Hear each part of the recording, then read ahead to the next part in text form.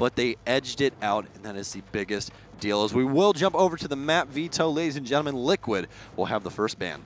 We'll take a look at the first wave of bans, of course, followed up by the picks directly afterwards. Get those on the screen right now for you folks. Consulate will get knocked out by Liquid, followed by a bank ban for the folks on Mockit. Picks are next, so let's take a look at the maps that we'll end up jumping onto. Liquid, the first choice, heads over to Border, which will be our opening map, and for Mockit, it's on to Oregon once again, leaving 3 maps in the pool, 2 more bans. Mockit will have the final choice after Clubhouse gets eliminated, so it's Coastline or Villa. Now let's take a look. It looks like Villa, once again, same as our previous series, will be the deciding map should we need to go to a third. Now, we went the full distance the last time these two teams played earlier this week, and it ended on Oregon last time where Mockit looked very, very dominant.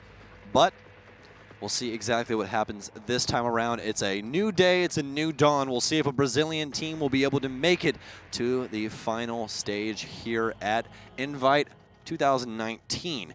And it would be a dang shame if nobody didn't, because those earlier matches, so very competitive. So far today, all of them going the maximum distance all the way to 3 maps so far. Speaking of maps, we got our map stats right here for you, ladies and gentlemen. Border never lost so far by Liquid, at least this season. They played it 7 times, never lost. They have 3 bans on it. Whereas on the other side of things, Mockit has banned it 7 times and lost it twice. Certainly not looking good for the Mockit roster, especially considering the underwhelming statistics that they've had so far throughout Invite here. And as well, looking at Liquid, there has been some mistakes, especially as you look at the match they played versus Mock, that they will need to correct and will rear their ugly heads if they weren't corrected on this first map of Border. Specifically, they just need to calm down. There was a lot of very over-aggressive play from Liquid in that opening match where they were giving away far too many kills that should not have happened. They are able to sit back, play slightly more passively. The round should go much, much better for them. We'll see if they made that adjustment or anything else as we're getting into the first map between Team Liquid and Mockit Esports. It's the closing match of Group C. Let's get into it as our first ban is out on the table. Montate will be taken out by Mockit. Give these teams your energy, ladies and gentlemen, as somebody will be going home at the end of this. Team Liquid gonna ban Thatcher, as well as a Montang will come out as well. As Team Liquid will have their defensive ban here on Border. Taking a minute to think about it here, though, is so far Liquid has been quite dominant on this map. I've seen quite a few things so far throughout the season that have definitely shown, you know, at least tail of the tape-wise, how good they can be here. Echo going to be the ban. I'm going to assume they were trying to choose between, okay, do we want to play the Echo or do we want to play against the Maestro? And there's going to be a mirror ban coming up next, which, good idea, just due to the fact of how good she really is on Border. I mean, those long sight lines, so punishable with that instant information. And again, the Thatcher ban primarily coming in just because of his effectiveness on this map against knocking out the reinforced walls that also be electrocuted, mainly by someone like a bandit, but of course a mute can also accomplish the same thing. However, despite starting on the armory lockers, we are not going to see either of those on the defense at this point. In fact, there is a Caveira pick once again coming in from Corey. A 6 pick will be chosen by Gohan. He's going to switch from the Twitch over to the Sledge, but there is going to be a Jaeger. The Caveira switched over to that, but again, we are not going to have either a mute or a bandit on this defensive team.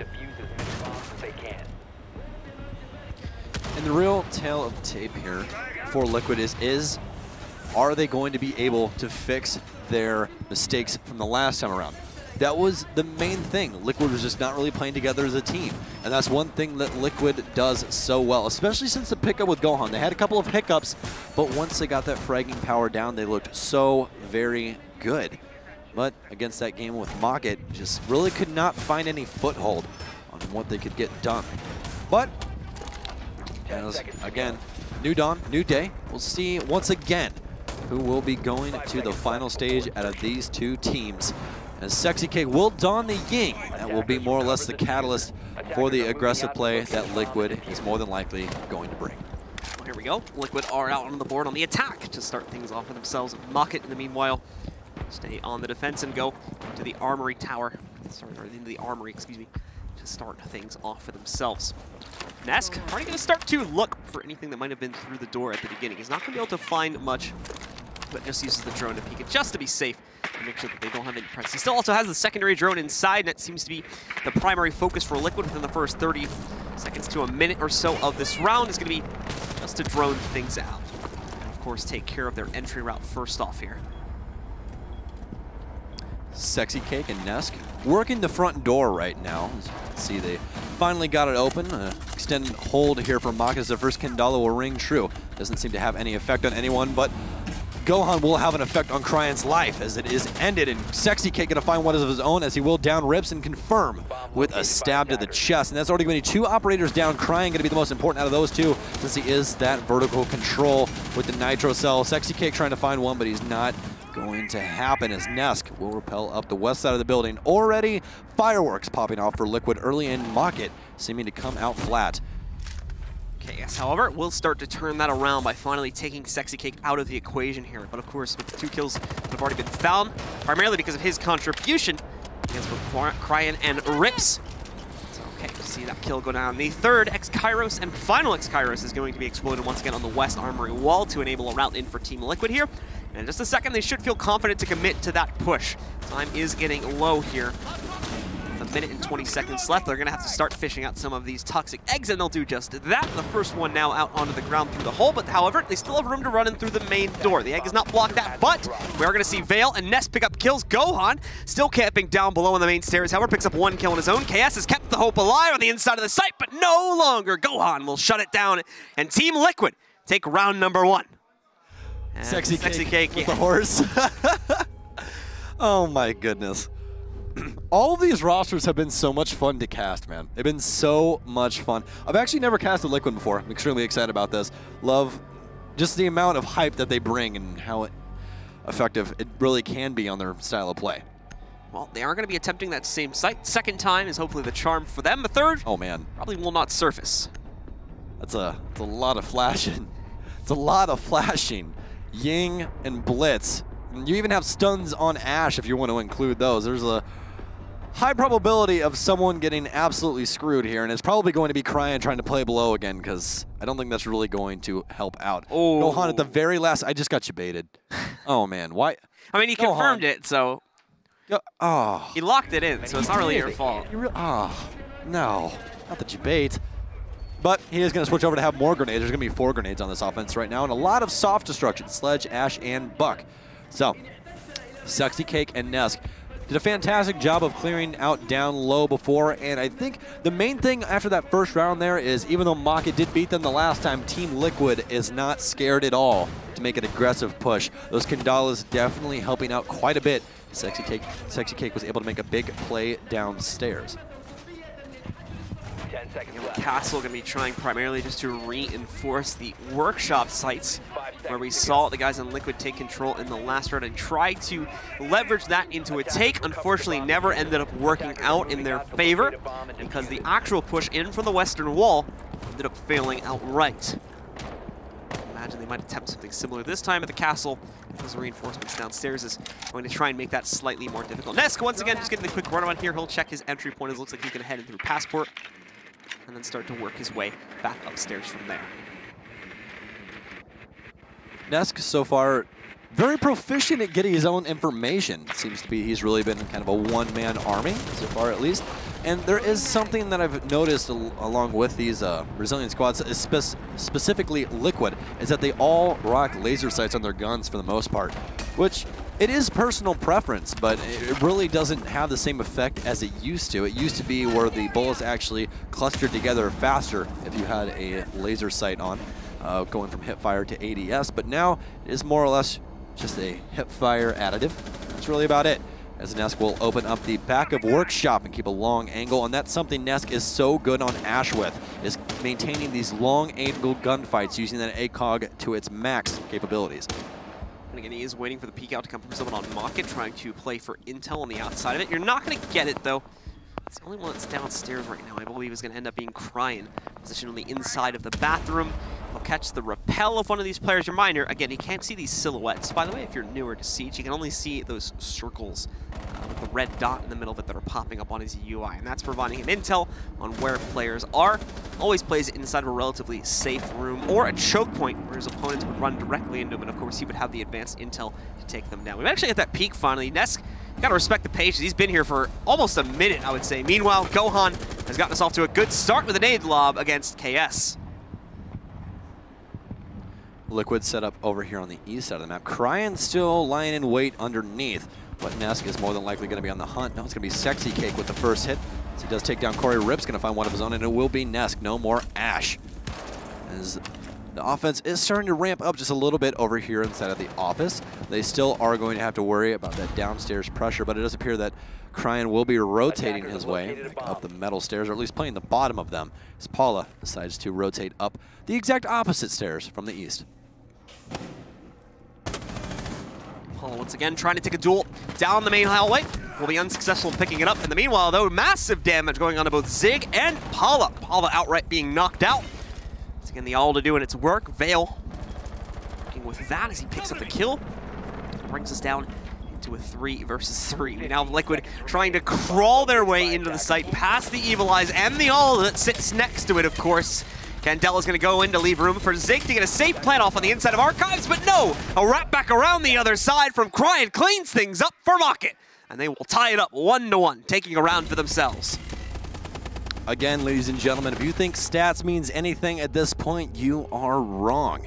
As Mockit will find their first defensive round, and it seems like we might have a blow-for-blow match set here between Liquid and Mockit. As that initial attack there seemed like it was going to work out in their favor, but things really just stalled out for Liquid. They took a little bit too long. Everything got really set up for Mockit, and were able to take down the remaining opponents of Liquid. Definitely think the biggest component there was the fact that they just had no roam clear, really. They had Nesk move into a bottom square, breaching charges, open the back of Workshop, but really nothing comes of it. Everyone's able to rotate back upstairs safely and play their lives, and eventually gets them a round win as Liquid just runs out of time and has to get aggressive. So the setup will work its way down. Of course, the next most reasonable site that we often see played out, it's going to be here in Workshop ventilation. Attackers have discovered the location of a bomb. I'm going to try to reinforce as much as possible with the walls on the outside here. Obviously, with the sheer number of the soft walls you can see, especially inside of the A site, it doesn't really often appear viable to try and reinforce the entire thing, and oftentimes you do not want to do that for fear of creating something like a kill box, which your opponents can then utilize to trap you on the inside of and knock you out. So we've got Castle just locking up some of the more important choke points that we would often see the attackers use early on in the round here, just to try and slow things down for Liquid. But of course, with Nesk being in the picture, in addition to Buck, you can imagine that those soft walls on the outside of A are going to come down pretty quickly. Once again, on the Ash is Nesk, but you're not going to see too much deviation of. He's kind of the exact same as Joystick. If Ash is there, he's going to play it unless otherwise specified to do else, but he's just so dang good with a specific operator. Gohan, another massive fragger for Liquid, and he's going to pick up the other extremely offensive weapon, the F2, which can just melt practically anybody that comes into its sights. So appears that they are going to go for more of a linear attack here, not really focusing on the upstairs. And again, Nesk so good at these long sight lines that he loves to make for this R4C action, as he will cut off the rotate in the bathroom. Will hold this position, same as the previous round, where more than likely he's going to be stuck on this for a couple of moments in hopes of lining up an eventual kill should someone from Mockit get too aggressive and peek into this. And you can see it right there. We had for a moment Vale wanting to try and check things out. No push from him just yet. Nesk will have to continue to patiently wait at that angle if he wants to pick up a kill. Corey, in the meanwhile, has that aggressive position back over by the main stairs, looking to try and isolate out players like Polish as they move into the hallway. Zig, some of the others here at the top are going to try to breach open into the armory in the meanwhile and allow for guys in Liquid to try and take top control too, which, again, because of the destructible flooring, will make control of the Workshop easier to accomplish. Corey, though, takes it upon himself, makes an aggressive push forward, also has a second kill lined up, and he gets it! Nicely done by Corey, a double kill from him, taking down Gohan last, and leaving Liquid now with only 2 players, as Vale has also found a pickup against Nesk. I think the biggest thing right now for Liquid is the amount of solo pushing they're doing. Zig gonna finally find someone. It's gonna be Rips. He will go down. NitroSo gonna ring through the site, but nothing really gonna come of it. Sexy Cake will be the last one alive. He's gonna see exactly if he can find any kills, but it's not seem like it will come to any fruition as he will peek down the hatch, but Corey will end his existence as Mockit will have yet another defensive round. And I think that the main thing for Mockit right now is it's not that they're playing scared, they're just playing smart. Liquid looks like they enjoy setting up outside of the site and really waiting for rotations inside of the site. Mockit is not doing that. They're really playing their own game, waiting for Liquid to try and make these hero pushes, and it just doesn't work out for them. Mockit is holding angles while Team Liquid is doing the same, and you can't do that. It seems to me that honestly, Mockit doesn't want to take these gunfights. They just want to win off of utility. Yeah, and I mean, even beyond that, right, Mockit, like Corey took a pretty aggressive position in the previous round as well, and we saw success from that. They know that Liquid are taking an incredibly slow approach to these rounds, which is, again, a bit of an adjustment for them considering what we saw in yesterday's matchup. But it's working out great because they've read into them brilliantly, and they're very much proactively taking control of Liquid's own strategy and using it against them by holding the angles that you were mentioning previously. Attackers have discovered the location of a bomb. Gohan leading the frags right now on Liquid as we're only 2-1 on the first map in which it's borders, you guys can see. And hereby do not attempt to board the helicopter, as everyone loves to notate on this map. But so far, everything pretty even across the board for Mockit, as they will go down to Bathroom Tellers, which is the least played site on this entire map. Does not have a very good win rating at all, actually. But they will try their best here to pick up yet another defensive 5 round. seconds left. Attackers have located a bomb. Attackers recovered the bomb diffuser. So inside of that round, that is going to leave a few options open for the attackers here. A few easy ones to access as well. They should, if they so desire, be able to get themselves in position for a push in a much quicker fashion this time. But again, that has not been their playstyle up until this point. They've been playing an incredibly slow game, and it has been the guys from Mockit that have been abusing this by taking more aggressive angles on their own regard, especially the Roamers doing this, most notably Corey in the previous round. I want to try and do this again, but of course, it's going to take some time for him to get into that position, as he has to wait down the timer slightly more to see what exactly the setup looks like from the guys on Mockit. Of course, the droning will help with that. Works, yeah. I'll have to see what the push looks like from Team Liquid, excuse me. Just had a confirmed 42% win rating here on Teller's Bathroom, so not very good overall at all. So we'll see if Mockit will be able to change that up, at least for their fate, here against Liquid. As Rips is just gonna pre-fire through a wall and Neska's gonna die from it. Oh my goodness. Sometimes you just gotta shake the mouse back and forth, baby, and gold will come from it. As Rips will actually get ripped as well. Gohan and be able to take him down, as they will focus more on the verticality later on in the round. Two players working their way up quickly. However, there is also a roamer here from Mockit on the inside of Armory. They'll have to be careful of that. Gohan is using his Twitch drone as a self-drone here. He is going to get spotted out just on the edge of it, though, but they do see, I believe it was the castle on the inside of the mini closet. Impala specifically will now look to try and work his way in, as soon as he can figure out the wall, that is. He will look to work his way in and try to punish this if at all possible. However, what's unbeknownst to them is that there's a second player in the castle. Ryan has already fallen back to regroup. Mockit, KS will once again make a forward momentum move to be able to take him down. Kryan also jumps in for a kill. It's a great aggressive lineup, and it's doing massive work here for Mockit. KS trying to pick up one more, and he's going to get it. Taking down Gohan. Potentially one more still to be found from him as Zig's going to move in, but Sexy Cake finally picking up a kill here, finally stopping someone on Mockit, as a Claymore is able to successfully stop the forward movement. But Vale, waiting on the inside of the site, is going to catch Zig as he tries to make one last-ditch move to the site. And once again, it is Mockit shutting down the attack from Liquid, leaving them stunned and unbeknownst what to do. And I was just about to say it, but this would be a perfect time to call a tactical timeout, as you guys see that pop up there on your screen. And Liquid's head coach is just not really having it right now, and I honestly wouldn't be either. They just cannot seem to stop the bleeding from what Mockit is doing. I think the main issue right now is they're not playing their game. They're falling right into the fold of what Mockit wants to do, and you cannot do that. Right now they're playing solo, they're trying to make hero pushes. It's not going to work out. You need to play for those trades. You have two amazing fraggers. Some of the best fraggers in Brazil are sitting on that roster right there. Gohan and Nesk. Play more aggressive. Get aggressive on this Mockit roster. It's been proven time and time again over in EU that they cannot handle it. Just do it. Just trying to check out the conversation that's going on. It almost seems like there's disagreement between the coach and Nesk specifically.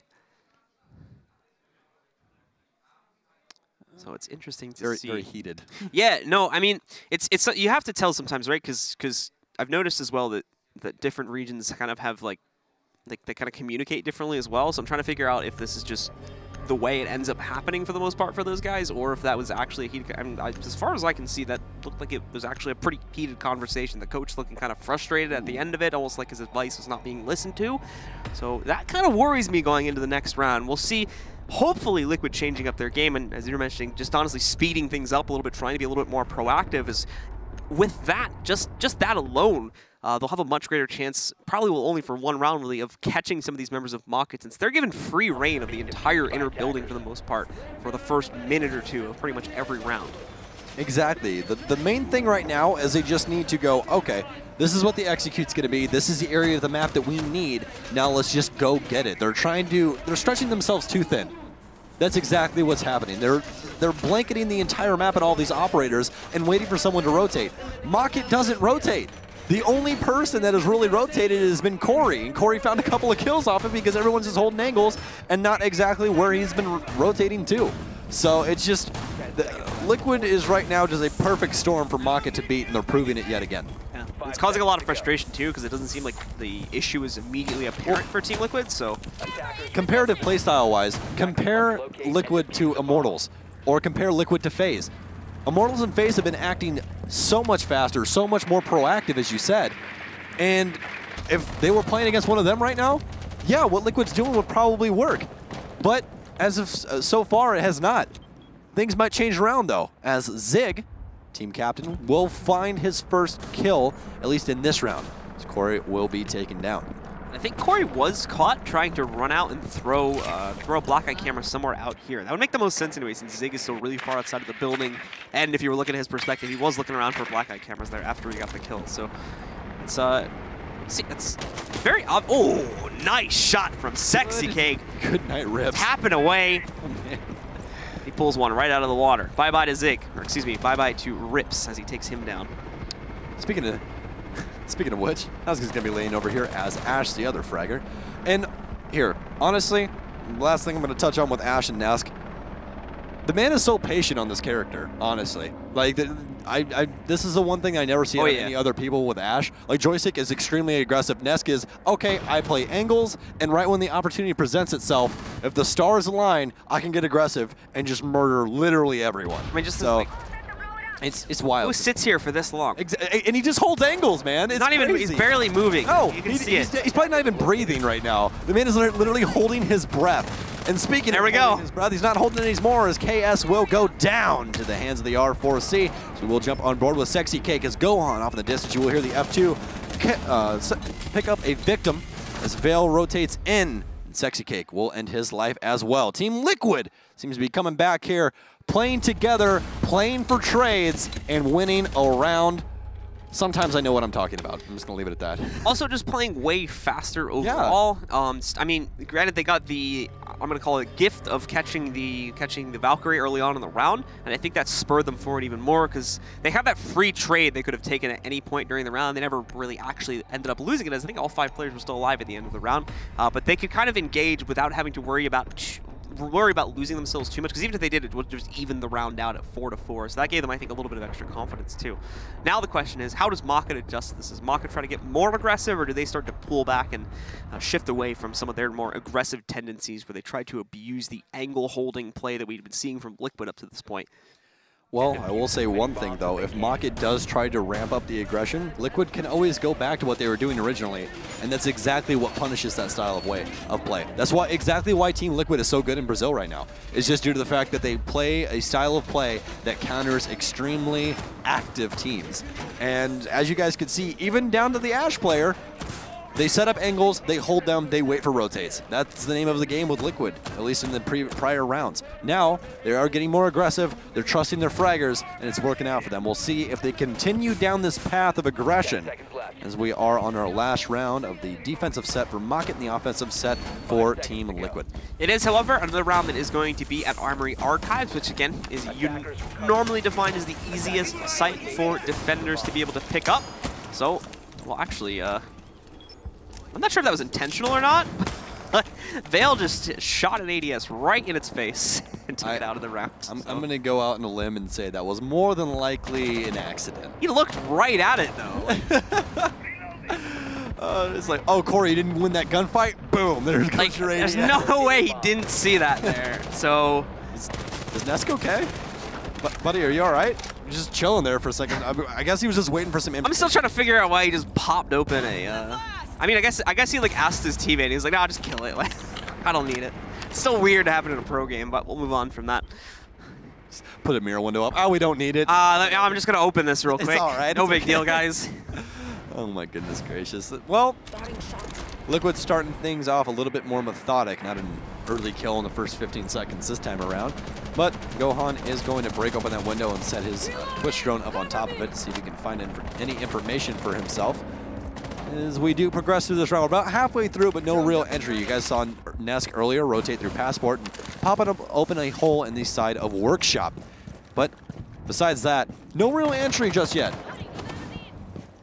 Nothing too aggressive really at all here going on. The guys on Team Liquid. Mockit, in the meanwhile, are sticking relatively close to the site. We've got Paula trying to move in just to move anyone away from that west wall that might be hanging around to try and deny. Again, we do not have any denial ops currently on the defensive side that would be able to stop this. It would just be the smoke that could throw the toxic gas grenades into a hole that has been open. Oh man. We do, however, have Corey relatively close to the wall, looking to maybe get a fight at the doorway with a hole that would be popped open. Getting flashbacks of FaZe on Bank right here as they stack 4 on one side and put somebody on the back end for a late flank. That's going to be Gohan, and Nesk is probably going to be the entry, but 2 down already as Corey's going to go huge with 2 kills. So you guys will hear those Havanas go off, but Vale going to find yet another, and Corey going to take down Zig. It's going to be all left up to Nesk as he will start things off with a kill onto Cryan. Not much else really to find as he will light up Corey just a little bit down here. Excuse me, that is actually going to be Rips downstairs. Corey took a little bit of damage from the prior gunfight. Speaking of Corey, speaking of the devil, he will show up as he does take down Nesk off of a vertical angle here.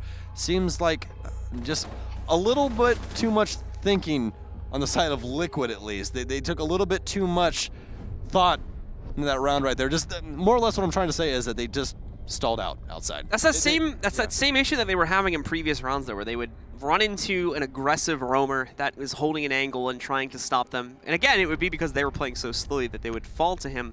But once again, they stall up, they allow for one of the roamers to get aggressive, and this time actually just go for a direct peek against them, as you were seeing Corey being the one to do that against the wall, picking up a massive number of kills throughout the course of that round. And certainly showing us that Mockit still has what it takes to knock Liquid down out of these rounds, even when they are primed for an execute. The sides have now switched. However, we've entered the second half, and it's time for Mockit to attack. They need 3 more rounds to close out this first map. Now, Liquid on defense, and that's gonna take up Jaeger, so we're Ash Jaeger maining it today. Which, again, typical, and as we do look over to Gohan, Gohan is going to take the Rook, so John and ACOG for himself. So far, Paula kind of lagging behind as the rest of the team, as well as Mockit, has found themselves and some prime opportunities to catch themselves some kills. But so far, things just really not lighting the fire under Liquid. And they are trying at least their best so far as we can see. But right now, stalling is a big issue for them. Good news is they're now on the defensive side, so they really don't have to worry about that too much. It's more or less they have to try and come to you. So we'll see if Liquid's playstyle will have any effect on what Mockit tries to do.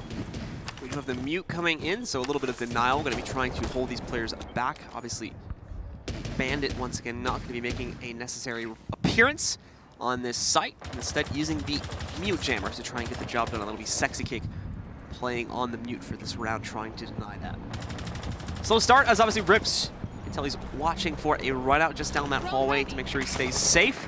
After he confirms there's no one there, he gets a teammate in position to keep an eye on that. Out is going to go the drone, so they can start moving closer towards the site. Cryan is going to have to act as the drone for the drone, since there is a jammer on the inside. He'll have to go in and take care of that first. Ying getting picked up from Mockit. As you guys can see, Rips playing that. So we are still going to have Kandalas active. Sexy Cake was donning that mantle for Liquid, but again, we found 2 rounds successfully. As you guys can see, Liquid is still playing just an angles game, really. I mean, everything is set up to try and just combat these long angles. Gohan actually has probably a 50-meter angle all the way over into Archives right now as Rook. They are just trying to defend both sides from absolutely everywhere inside of the site. And so far, Mockit really haven't seemed to find an answer to it. There's a lot of Sexy Cake's utility affecting their drone play and information as they try to pop out from underneath with Corey on the Zofia, but really not going to do much as Gohan will find a drone, and finally the wall will get blown open. An ACOG angle has been set up for the shield, so Gohan can play that onto the wall that has exploded, as well as an Evil Eye, so they can see exactly what's going on outside. KS's Dokkaebi call will come into play right now. You'll note again, Gohan has a jammer directly on top of this position so that he's not going to be affected by those phone calls. Oh, Why the phone doesn't ring for him. Great intel picked up by Gohan, an immediate pick. Even better, he's got the diffuser down, so as long as the rest of his teammates are able to hold off that left side, he can just sit here, hold this angle for the rest of the round, and more than likely close it out. That's only the first kill that's going out this round as well, but it's a massive one. 2 more are going to be found, however, by both Zig and Rips as they trade blows against each other. Corey will be lost along the way from Mockit, however. Cryan downstairs, going to try and find the Valkyrie, but no, Paulo will be able to find it with the Deagle. Oh my goodness. KS will be able to refrag. Paulo will go down. That's going to be hacked cams for the last 2 remaining offensive operators, but this is going to sound bad. Might be a good thing that 3 people are dead, because there's a lot of information to be picked up from Paulo's cams, as well as those Evil Eyes. Really can't do anything with them except see, so you're not going to be able to laser any teammates or anything like that. But still a lot of information that can definitely be used. And the bad thing about those Evil Eyes is the fact that you really can't do anything about them because they're bulletproof. As Sexy K will have a very long toss, and Rips will get ripped, and Nesk will take down KS. And I love that Nesk is actually rocking the Pentacharm as well, if you saw that. He's got some respect for sure, but it is once again going to be the guys from, excuse me, it is going to be them that pick up the round, and we'll now be at 4-3. Heading down to Ventilation Workshop Room after our defending team. The guys on Liquid are able to pick up that round for themselves. A great defense overall put up, and I particularly like what we saw with the combination of the Maestro and Doc play by having the Evil Eye sitting onto the wall and allowing for the Doc to still sit in the corner and play off of them with it in a position to be able to go for those ACOG peaks and take them down on the west balcony. Some really good stuff, and it worked pretty well, to be sure, allowing them to stay pretty much invulnerable, it seemed like, on the inside of that armory site. So they take control of that one. They're 1 more away from tying it up at 4-4 as well. We're going to head down to Ventilation Workshop for the start of the next round. I think the biggest thing right now is that Liquid's offensive play style is more of a defensive play style. It works out really well on defense, but I really don't know why they apply it to their offense. Unless you're playing against a team that is just ridiculously aggressive on defense, it's really not going to help you out. But when you're playing defense, those angle holds with those ACOGs and all that utility usage that they set down, they even got Gohan setting up mutes. Or excuse me, last round it was actually Sexy Cake, I do believe, but whoever setting up mutes so that it ignores Dokkaebi calls. Like, there's a massive amount of utility usage in the right way on defense for Liquid. I don't know why they're applying it to their offense, though, at least for that angle holding that they love to do. Yeah, basically just propping up their Doc to have as much success as possible, and it works out perfectly. So, Mockit will have to now come back from that for their own pickup here on Ventilation Workshop.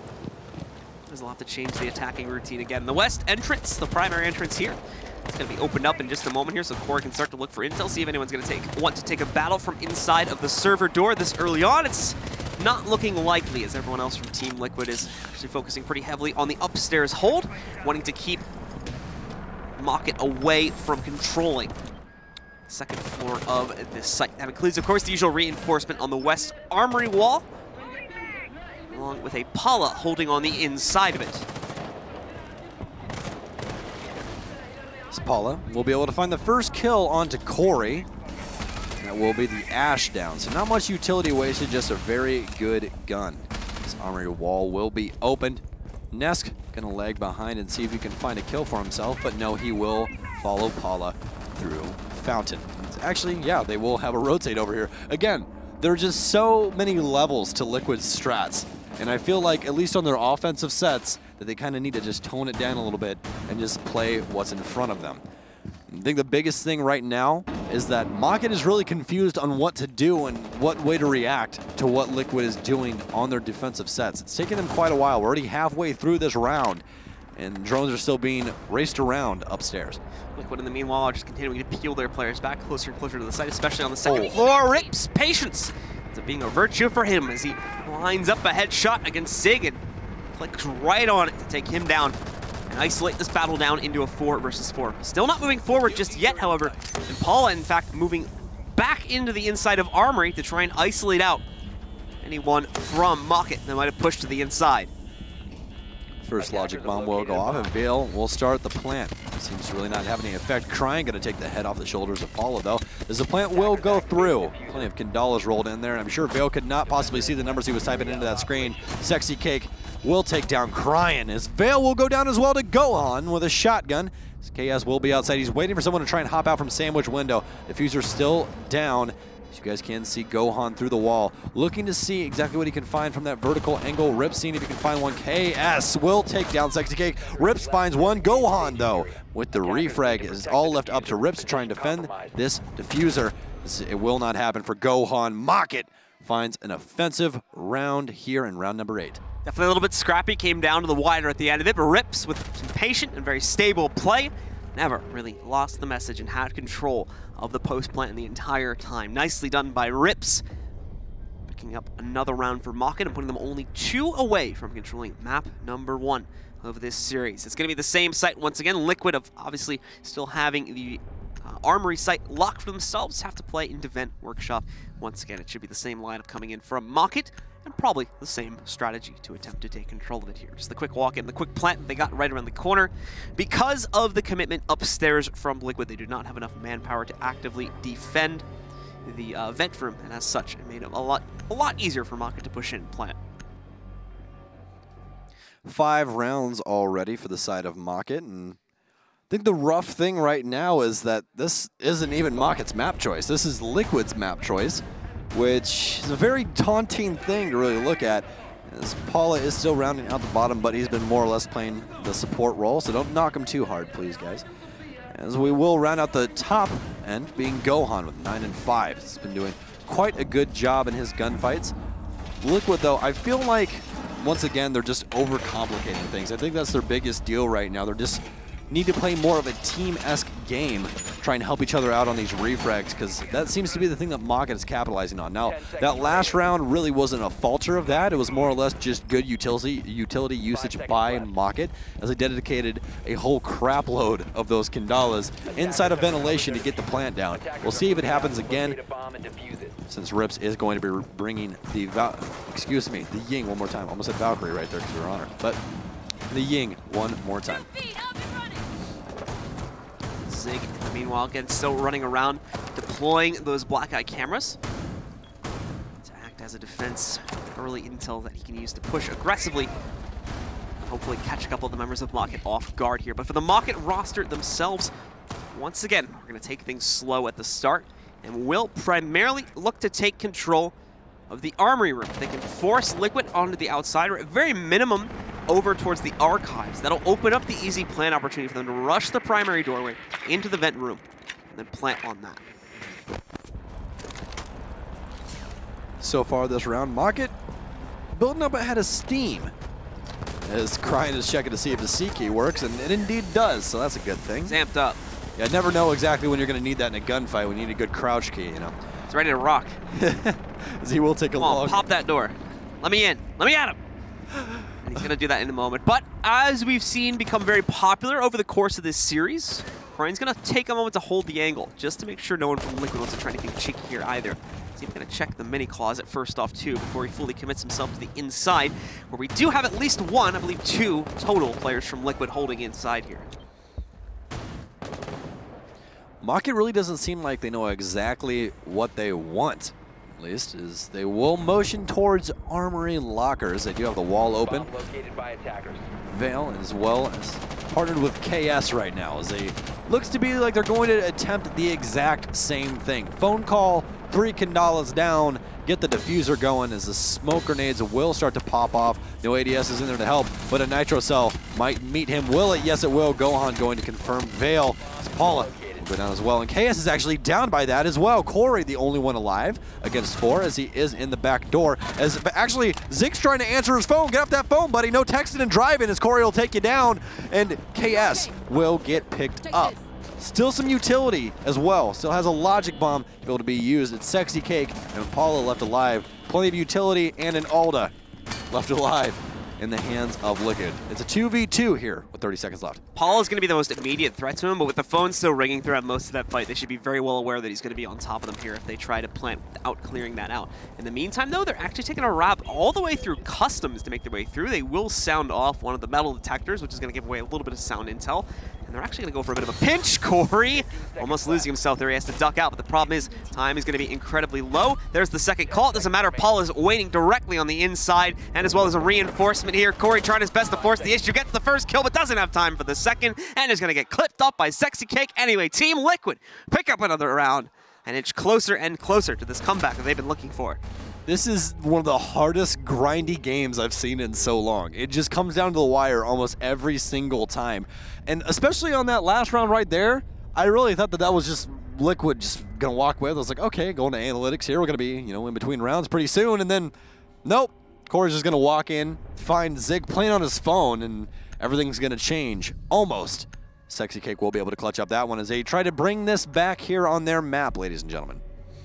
So 4-5 scoreline, looking to make it 5-5 now, but at the same time, Liquid have also unlocked the Armory Lockers once again, along with the Archive site to play onto, as they will look to hold these one more time and tie things up at 5-5. This will be their best bet yet. They had a very solid hold here on the first round of the half, and looking to control it, push themselves up to a tied scoreline here. Once again, Gohan leading the charge for Liquid, with Corey competing right alongside him. Both players at 10 frags and pretty comparable amongst the rest of the teammates on either team as well.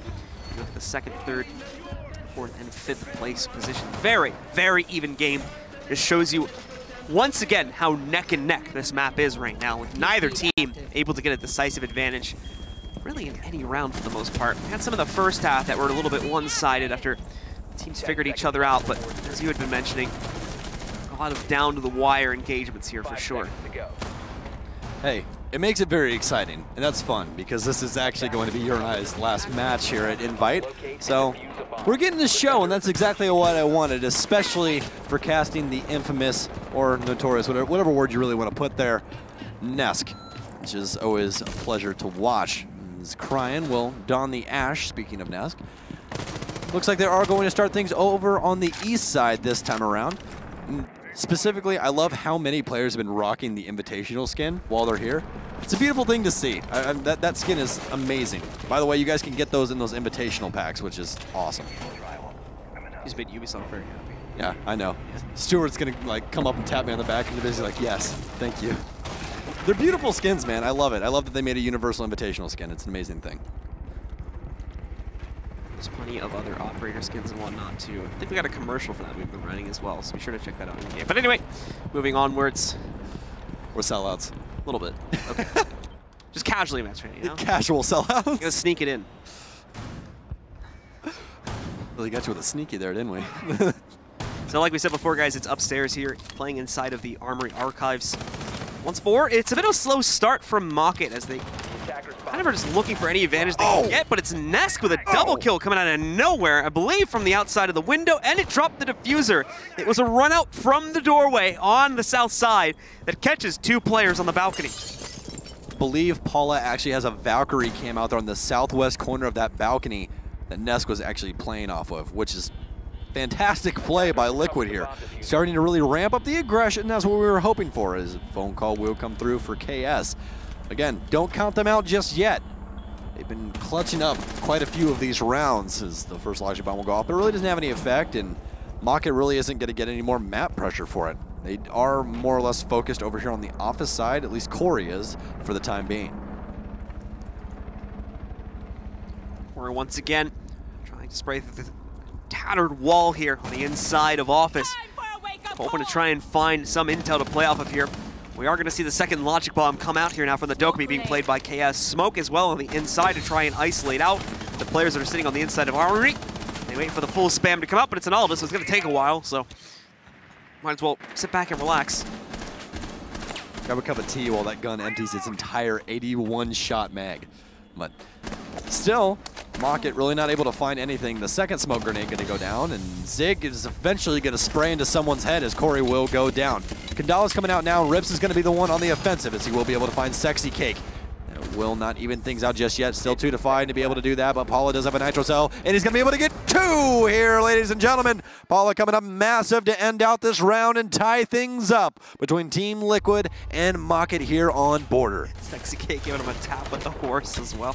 I love the horse, man. I love the horse. It's like Norango with the face. Love it, with the different faces and the different trance dances, as Blue called it. So with Liquid running 2 in a row here, they are going to be able to tie it up at 5 to 5. Continue to run around the sites, and now we're over towards customs inspection and supply. A pause is going to come in from Mockit as they're having a really hard time figuring out this attack against Team Liquid. They've had false starts on every round, and while originally they were doing okay to kind of trade their way to a win, now they can't even get things started. They're getting run out on, and on a lot of occasions they're just running out of time, forcing the execute, and even then ending up with these futile pushes, which I think even they know they're going to fail at the end of the day. So they'll use their 60-second pause, get some input from the coach, and hopefully figure out what the issue has been. Really, the thing for Mockit right now is just allowing these early picks to have so much effect. It's operators that are really just used for their site execute so heavily. It's not really their fraggers. Like, you're not seeing a Zofia go down or a Twitch. You're seeing your Thermite or your Ying go down. You're like, oh, okay. Well, what do we do now? And there's not really much you can do. That's really what Liquid's entire design on defense has been.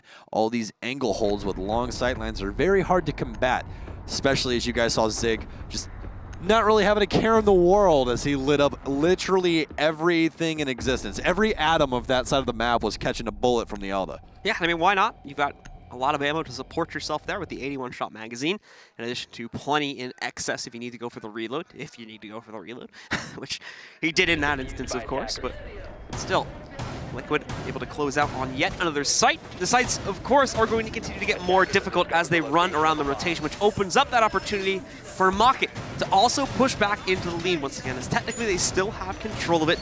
If they can trade out this round and push themselves up to 6, that'll be their last chance. If Liquid win again, they would take it to 6, and their chances to win this map on regulation will be gone. It will only be Liquid that can close it out at that point. This being 5-5 right now really just sheds some light on really overall what stats mean inside of Rainbow Six Siege. Again, any team can beat any team. It's been said across esports, it's been said across sports. You actually have to play the game to see who wins. It isn't just a stats game, and Mockit's really proven that fact right now, which is always a good thing, because I think that people delve a little bit too deep into that every single time. It's not a bad thing. It shows how good someone is in history, but today is today. You really have to see exactly what's going to show up. I mean, Mockit beat them before. They can quite possibly do it again, as Mockit's been pretty good so far, at least. Speaking of Mockit, Kryan will kill Gohan. It's going to be a massive pick, since he is the lead fragger right now for Liquid.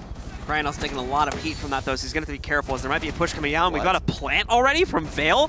KS got another kill as well. They're pushed all the way to the inside of Customs already. 2 more kills coming out from Kryan and KS. Paula on the dock, directly on top of the diffuser, but can't do anything about it from up here. He's got to right back down the main stairs. It was a beautiful rush play from Mockit. It got their diffuser on the ground, and in addition to that, it got them 4 kills. Everyone on Mockit is lit, so Paula does have a chance at this. But it is a low chance with the amount of time he has given these players in post-play. Lines up a near headshot, but no. KS and the CZ75 will close it down, and Mockit find another round for their own. I definitely will agree with you on that one. Every single player on Mockit is lit indeed, sir. Lit indeed. Do you want to know what time that diffuser went down? Because I watched it. Like 2:30? It went down at 2:15. There was 45 seconds in the game. In the game. And they got the bomb down already.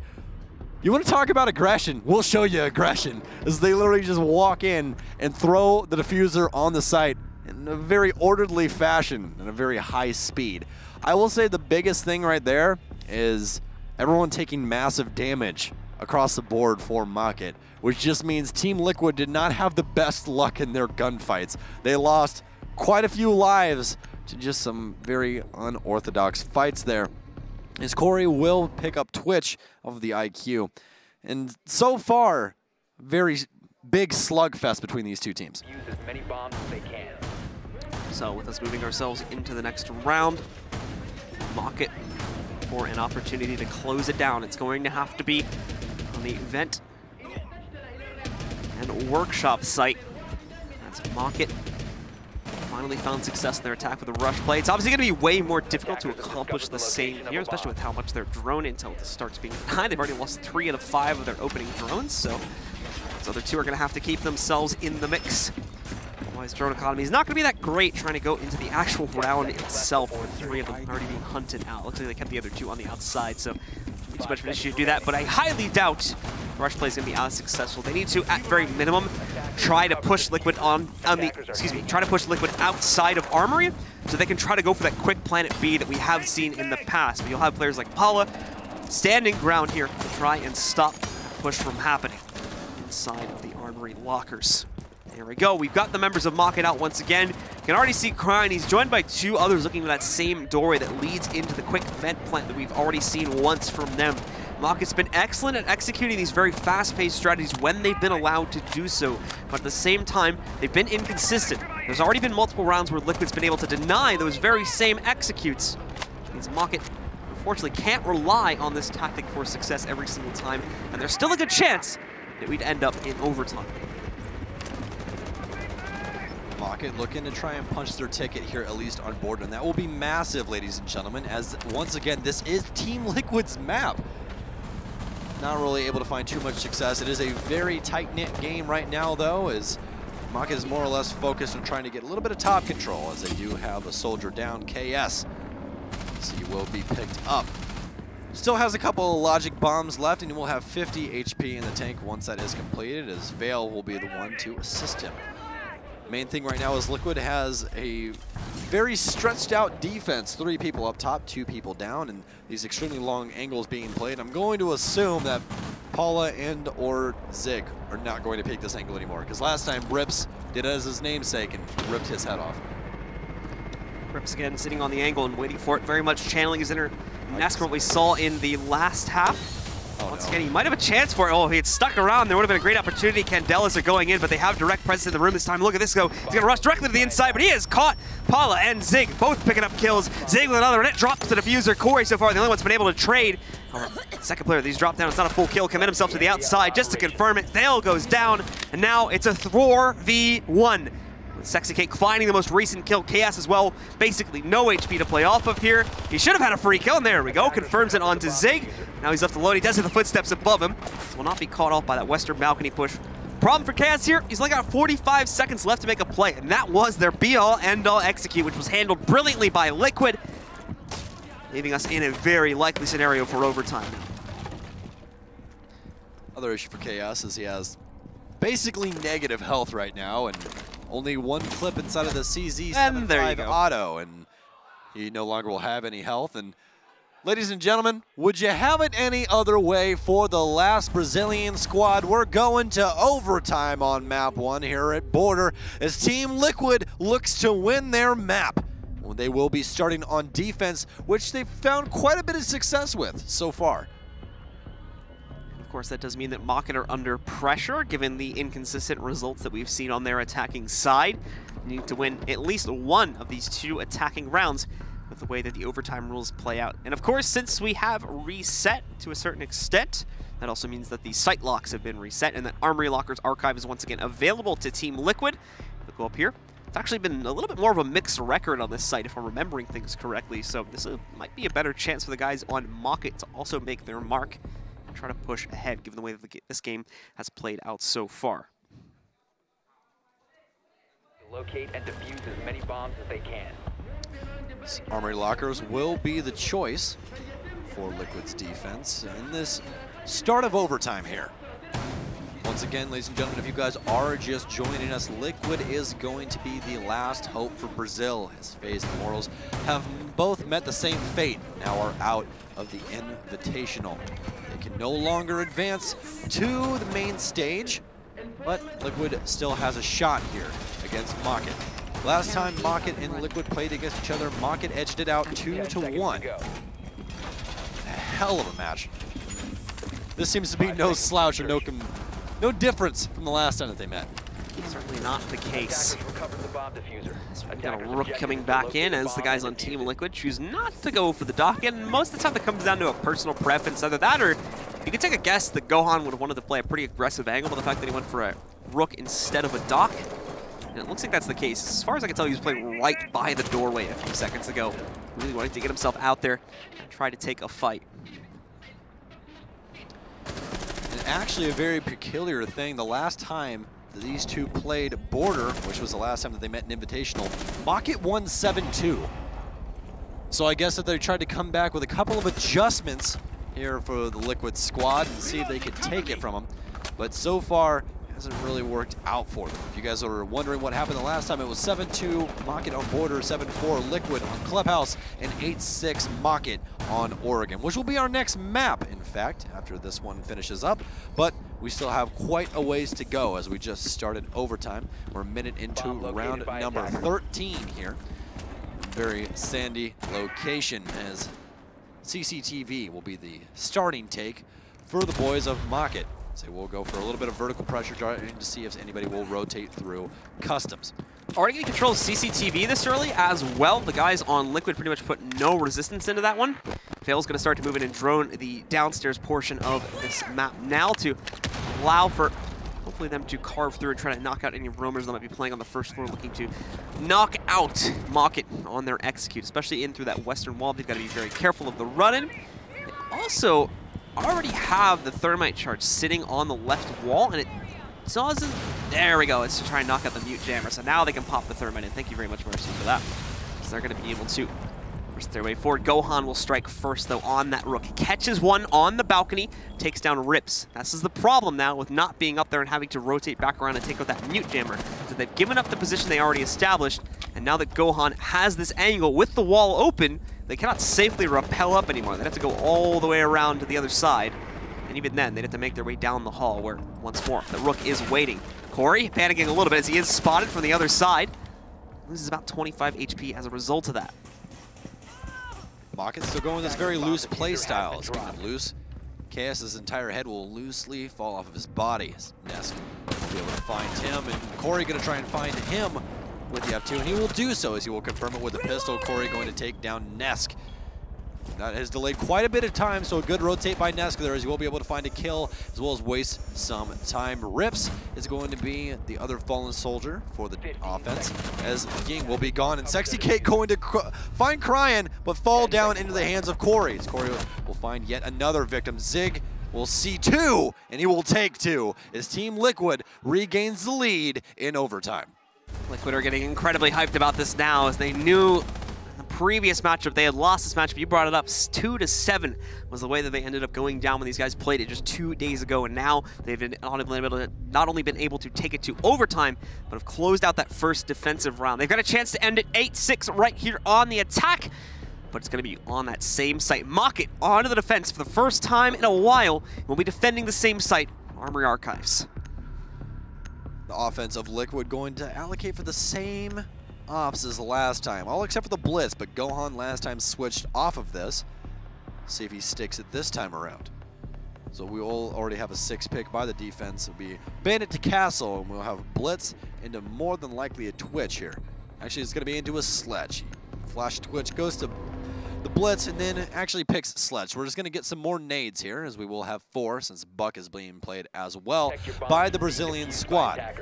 as they aim to take down Mockit on a map that they priorly lost 7-2 last time these two met. Once again, that's a big thing, because right now we're in overtime and Liquid's in the lead. So a big switch up by them. A little bit of education over these last couple days apparently brings them to a much tighter score line here. Setup coming in now, as you can see, again, this game has been a bare knuckle brawl, and those stats still looking relatively even amongst the teams as well. We obviously have the clear front runners at the top of the scoreboard, but stats nearly identical in terms of how close those numbers are as you rattle yourself down the list of all 5 players on each team. Here comes the spawn, however, for Team Liquid. Potentially their last spawn if they can close out and win on attack, the same exact site that they just defended. Just one more round stands between them and an advantage.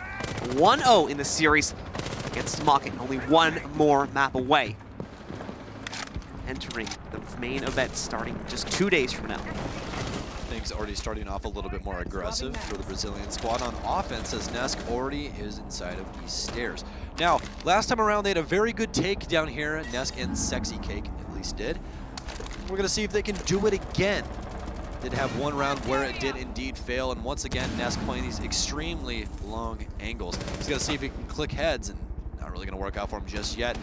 As Ribs will identify out that there is a very long sightline staring at him all the way from the bottom of East Stairs. That hollow sight stands damn near no chance. Ribs again sitting on the backside of the workshop, trying to see if he'll be able to pick anything up with the position he's given himself. And meanwhile, Liquid's still spending a lot of time droning it. You'll note, however, that Liquid has no interest in going for that normal western wall take over towards the armory itself. They're going almost entirely in through the offices and then trying to take control of the B site from that perspective. Paula is going to get some great intel. In fact, I feel like they could walk right up and get the kill onto him right now if they catch him not paying attention. But yeah, they've lost that opportunity. He's no longer on cams, and as such, we'll be paying attention. Should a push come his way, but no, it's Vale instead that's ready for that push, taking Paula out of the mix. Liquid looks like they're going to be having the exact same issues that they had on the beginning of their offensive sets, where they just establish these angles and then they just hold them. You can't do that. You're the offensive team. You gotta push. It's literally in the name. You're on offense. That's what you gotta do. And still, Nesk, bottom of East Stairs. Gohan really the only one trying to rotate out. They're just waiting for Mockit to make an error, guys. You can't do that. Move forward. Well, we've got Corey, who again has been one of the shining stars so far in this matchup for Mockit. Making his push down the main hallway, trying to wrap around, checking out the back stairs, make sure there's no presence. He will take a lot of heat as he moves himself back into the site, however. Tries to get himself into position for the push as he was nearly caught out by another player from Liquid, who, by the way, are slowly running out of time here. Ever since they lost Paula, we haven't seen Liquid really try to make too much of a move here. Rips is going to have the nade set in his direction. He's caught off by Nest. That takes care of him. Gohan also finding another kill on this execute, but now they need to get into the actual site, as that was only the downstairs players that they had cleared out. B is open for the taking, but they do have Crossfire coming in from the other side, and that may be what holds them back. Gohan also cannot push in through the metal detectors as a result of the Toxic that's gone in. Zig is going to be able to go in and get the diffuser onto the ground. Sexy Cake in the meanwhile trying to make an incredibly aggressive push, but will only be caught out by Corey. Takes him down. Vale with the second pickup, and now it's down to only Zig and Gohan. The positions, though, are unknown. One of them sitting literally right on top of the diffuser. Corey trying to lean into the angle to catch Gohan, but he is long gone now, having rotated all the way around to the inside of offices to catch them as they push through the doorway into the archives itself. And of course, Zig still holding on his position, gets 1 and 2, so Team Liquid will take control of map number 1, putting them up and only one more map away from finally seeing a Brazilian team push through into our main event on Friday. What a comeback for the Brazilian squad here on Border. I was very scared for them there for a second. It just seemed like nobody wanted to move. Everyone was just frozen still. They had Nesk down in square for 2 minutes. He stood in the basement for 2 minutes of square, did not move. Finally, Liquid activates, and they find a win. So, that's good for the Brazilian squad, but Mockit so close, but but yet so far away here on map 1. Oftentimes the name of the game, though, were those slow rounds with a very explosive build-up or very explosive conclusion at the end of them due to teams just not being able to find those 1 or 2 entries they needed to make progress. Liquid once again have to do a lightning execute at the end of a round to get their diffuser onto the ground and then eventually hold in the 2v2. For the guys on Mockit, their aggressive tendencies just not showing up there in that final round, or at least not showing up successfully enough to be able to pick up any kills against Liquid. They locked them into the site, kept them away from being able to close out, and as such, Liquid get the 2-0 closeout in overtime, putting them now only 1 final map away from qualifying. And we're going back to the sunny state of Oregon. That was sarcasm, by the way. Plenty of rain. As it is most definitely Oregon. Oh, is it? Okay. I 100%. I hope so. Yes. It's in our in-game Oregon. But you guys are now see the replays from this Group C matchup, the final Group C matchup until we get to Friday at least, of the group stage here, as Liquid was able to edge out Mockit in overtime. Plenty of really good plays by Mockit. Once again, guys, the stat difference between these two teams, not that far off once they play each other. Now, in the regular season, Mockit has not been able to find too much success, but honestly, after seeing them here at Invite, I think that they might find some success in EU. Well, again, that's the big difference, right? Teams can often have drastically different results and even play styles when it comes to their online versus LAN results. And it seems like Mockit is finding their strength here on LAN, or at least the ability to fight against Team Liquid, but just not enough strength to be able to close out that matchup. That was a very nice clip, by the way, that we had there from Paulo right there. Beautiful way to end the round with a double C4 kill, as they once again inch closer and closer to closing out that map. This Brazilian squad has a lot of energy. We haven't seen too many uproars from the side of Mockit trying to stay cool, calm, and collected throughout this, but Liquid really letting the emotions fly. It seems to be working for them here as they make a stupendous comeback and are able to win on Border. Now, once again, we will have Oregon up for you guys here in just a little bit, as the players are just taking a little bit of a break, but so far, no lack of action between these two teams. No, certainly not. And it's going to be very interesting to see how these teams try to evolve their strategies going on to Oregon, given how lurk heavy and lurk dependent and kind of early round focused a lot of these rounds ended up being. So stick with us, ladies and gentlemen. Map number 2 between these teams is coming up in just a sec, right here at the 6 Invitational. It's my whole life. It's my family, it's my income, it's what I wake up for. Você aceita casar comigo? First, I love her, and I love the game. These are the best teams in the world for a reason. I didn't imagine that I would be here today. It's like we're dreaming. What trait I'm most proud of about myself, it's knowing what it takes to win. We need to face the demons in ourselves. The Danish superstar! It scares me a little bit. How much can I lose? He had 11 concussions. Oh! Your head right into the boards. I know that I'm an older player than my colleagues. Sometimes I have to work harder than them. When I was sad because I couldn't play hockey anymore, this was all that made me happy. It's easier for you to be a champion than stay on the top. You know, we're the kings. We can say that without sounding too arrogant. Now the pressure's on them. No one respects us. It's such a great story. And this time we're gonna win. I'm sure we're gonna win. We cannot lose. What a beautiful day for a rematch. I want to prove we're the best team, period. Oh my God, they did it! $2 million is at stake. We have all come down to this. For the championship!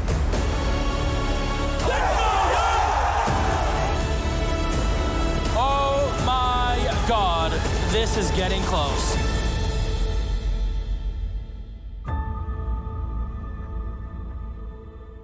Ladies and gentlemen, welcome back once again to the 6 Invitational. We have Team Liquid up against Mockit, the last hope for Brazil, battling it out here to stay alive, and they've just won the first map on Border. Now we get ready to move forward. It will be Oregon as our second map, and potentially the one where Liquid can close this series down if Mockit do not resurgence very, very quickly at the start of this map. Now, it is going to be Oregon, where Mockit actually handled business prior to this, on the first day when they played Liquid, everyone thought that it was going to be a blowout. That was the word around the entire Siege community. Oh, you know, Mockit, they haven't been really doing good. Why are they even at Invitationals? All of this stuff. Well, they showed you why they're here. They ended up beating Liquid on Oregon as the overtime map and moving on into the winner's bracket, where they eventually fell to G2 and now are playing Liquid once again. And again, we saw some very interesting stuff from the guys on Mockit. The aggressive roamers that was able to hold an angle in the early game really abused that very slow and passive play from Liquid. We saw that fade away over time, though, because that first half was so long and drawn out. Liquid had plenty of time to realize that was an issue, counter it with more faster play, and that eventually ended up fading away. But even on the attack, Mockit were bringing some very fast-paced executes to the table, in addition to their slower ones. Slower ones, unfortunately, a little bit less successful, but they had good results with their very fast and kind of chaotic takes that they ended up going for there. So I'm going to be interested to see if they're able to try anything like that on Oregon. Will prove a little bit more difficult, though, as Oregon tends to be a more predictable map when it comes to teams' overall strategies. We can see the stats here for our teams with 5 bans on Mockit and a 1-1 record, win-loss. Meanwhile, Liquid in a similar footing, however, worse for wear, looking at 1 ban, but a 1-3 record, meaning Liquid is more comfortable to play on this map, but the results haven't been that great, unfortunately. As we will get things started off here in Oregon, give you guys a good little insight into the map and what bomb sites we have to offer here. And actually, looking at the most non-reliant map, or non-reliant site there for a second, is Kitchen, is actually the most defendable site on this entire map. Stats-wise, ladies and gentlemen, stats-wise, is going to be Tower at 62%. Which is just baffling. It's absolutely baffling. And we've seen it played more and more here at Invitational, and teams, again, have been having a relatively good amount of success with defending it for the most part here. Very easy to deny the plant, especially if you can only hold 1 or 2 players on the inside. A Blitz span is going to actually come out from Mockit here. Ying going to come out as well. Another stun operator off of the offense, and Mockit Esports is going to ban Smoke, which actually is a regular run-of-the-mill thing for them here on Oregon. Still, though, the first time I think we've seen Smoke banned out in a little while, but it's going to be interesting to see how it is played. I think it's going to be my first time seeing a game with Smoke banned, so this is Mockit's thing. This really is Mockit's thing. They banned Smoke on Oregon. That's just something that they do. So, I mean, the main thing is that Team Liquid's starting on defense, so they don't have to worry about it. The big thing is that opens up a lot of doors for what pushes you can really do. There's no more Echo, there's no more Smoke. A big operator that's going to be opened up is going to be Finka, because you no longer have to worry about dying almost instantaneously right when you touch a toxic babe. And of course, overall, you're just going to have a lot more options for late round executes as a result of that, since you don't have the ad infinitum chain of toxic smoke grenades, which can be thrown together once you reach the 30 or 40-second mark in the round. The picks are in. We're going to be starting out in the basement in comparison to the second floor site, the kids' bedroom, that a lot more teams have been favoring as their first site. It's basically pick your poison when it comes to these two. Certain teams prefer turret sites. Oh, as the horses actually moved a little bit farther down the line for Team Liquid, as it is in front of Zig now. As Liquid will choose the downstairs site as their initial setup. So, yesterday while this match was going on, sadly, Blue and I weren't really able to watch over it, as there was quite a few things happening around us. So this will be the first of us seeing Mockit and Liquid here on Oregon. It should be an absolute heater, as I know it was for Decider yesterday. Now, this is where, because I was able to watch a little bit of this map specifically, this is where we were seeing a problem with Liquid committing to fights a little bit too aggressively, in my own personal opinion, especially when they were on defense. And that's going to be the thing that I'm paying attention to. If we see them pushing forward, taking a lot of unnecessary battles and losing as a result of it, I'm going to start to get worried for their health and safety of closing this out in a 2-0 fashion, as that was very much the key thing that was allowing for Mockit to pick up rounds on this map yesterday, was Liquid just giving away kills because they've been playing so aggressively. It's Mockit on attack, however. We'll see them already start by popping open the big window in the kids' dorms to check this out and make sure we don't have any roaming presence from Liquid here. Mockit going to start things off on the west side, at least, with one of their entry fraggers, and the likes of Corey. Rip's already downstairs in the kitchen hallway as well. Seems like this take has not taken too much time at all. So we've only been in match for at least 45 seconds here. Paula will be playing Vigil upstairs and will immediately retrofit himself back downstairs, as he will build himself back into the defensive angle setup that they have. And Mockit's making quick work of Oregon so far. It seems like they are very well versed in this map, as there's traditionally two ways to take this map in general, ladies and gentlemen. You either start from big tower or you start from small tower. It really just depends on what team you're playing. If you know that team likes to play the attic quite a bit, you might start a big tower, relieve that presence, so you can take over meeting just a little bit easier. Nitro Cell going to come out from Gohan. Going to make absolutely zero connection, though.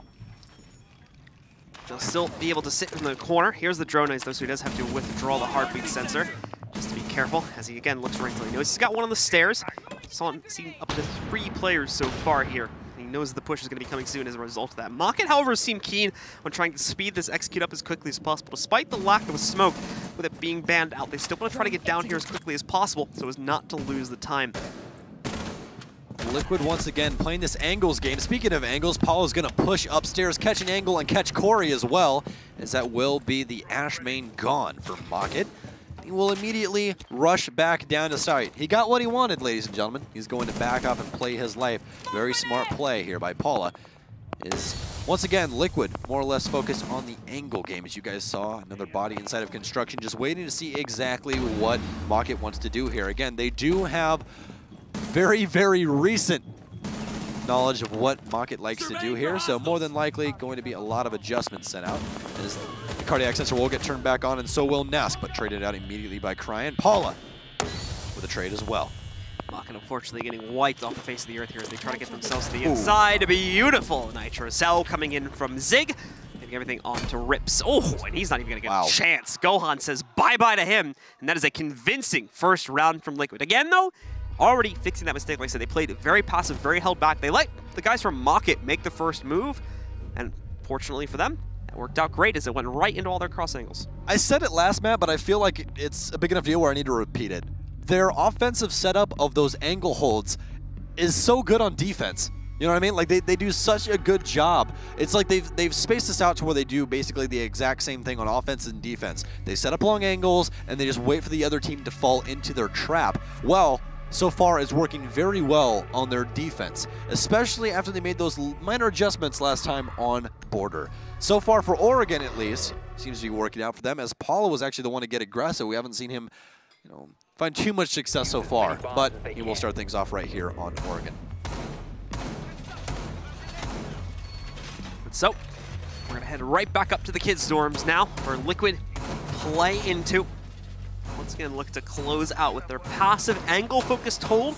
Mockit went for a very aggressive start to things, trying to take out the main hatch leading into Laundry, along with pushing themselves down the steps as quickly as possible. But unfortunately, even with smokes that they've had to try and deploy and make that process easier, they still did not try and flush out Liquid's players. As a result of that, as you had mentioned, a lot of those aggressive angles and use of their Nitro Cells, and eventually once the smoke cleared, their guns just quickly sprayed down. They push from Mockit. Failed attack on the basement. See if they fare any better now at the kids' dorms. Well, the main thing about that basement push is that you want to be able to get there fast enough to be able to bait out as much utility as possible. And that really was the main point of that push from Mockit. They already had pre-placed drones. They knew that there really wasn't any roamers, so why not take the map as fast as possible to where you can get on top of the hatch, get that blown open, start playing main stairs, try and bait out all of those toxic babes. Sad thing is they really didn't account for Paula to come up the back stairs and give them a little bit of trouble. Corey, once again, very aggressive start to this, already making his way into the arsenal before we've even reached past the 2-minute mark.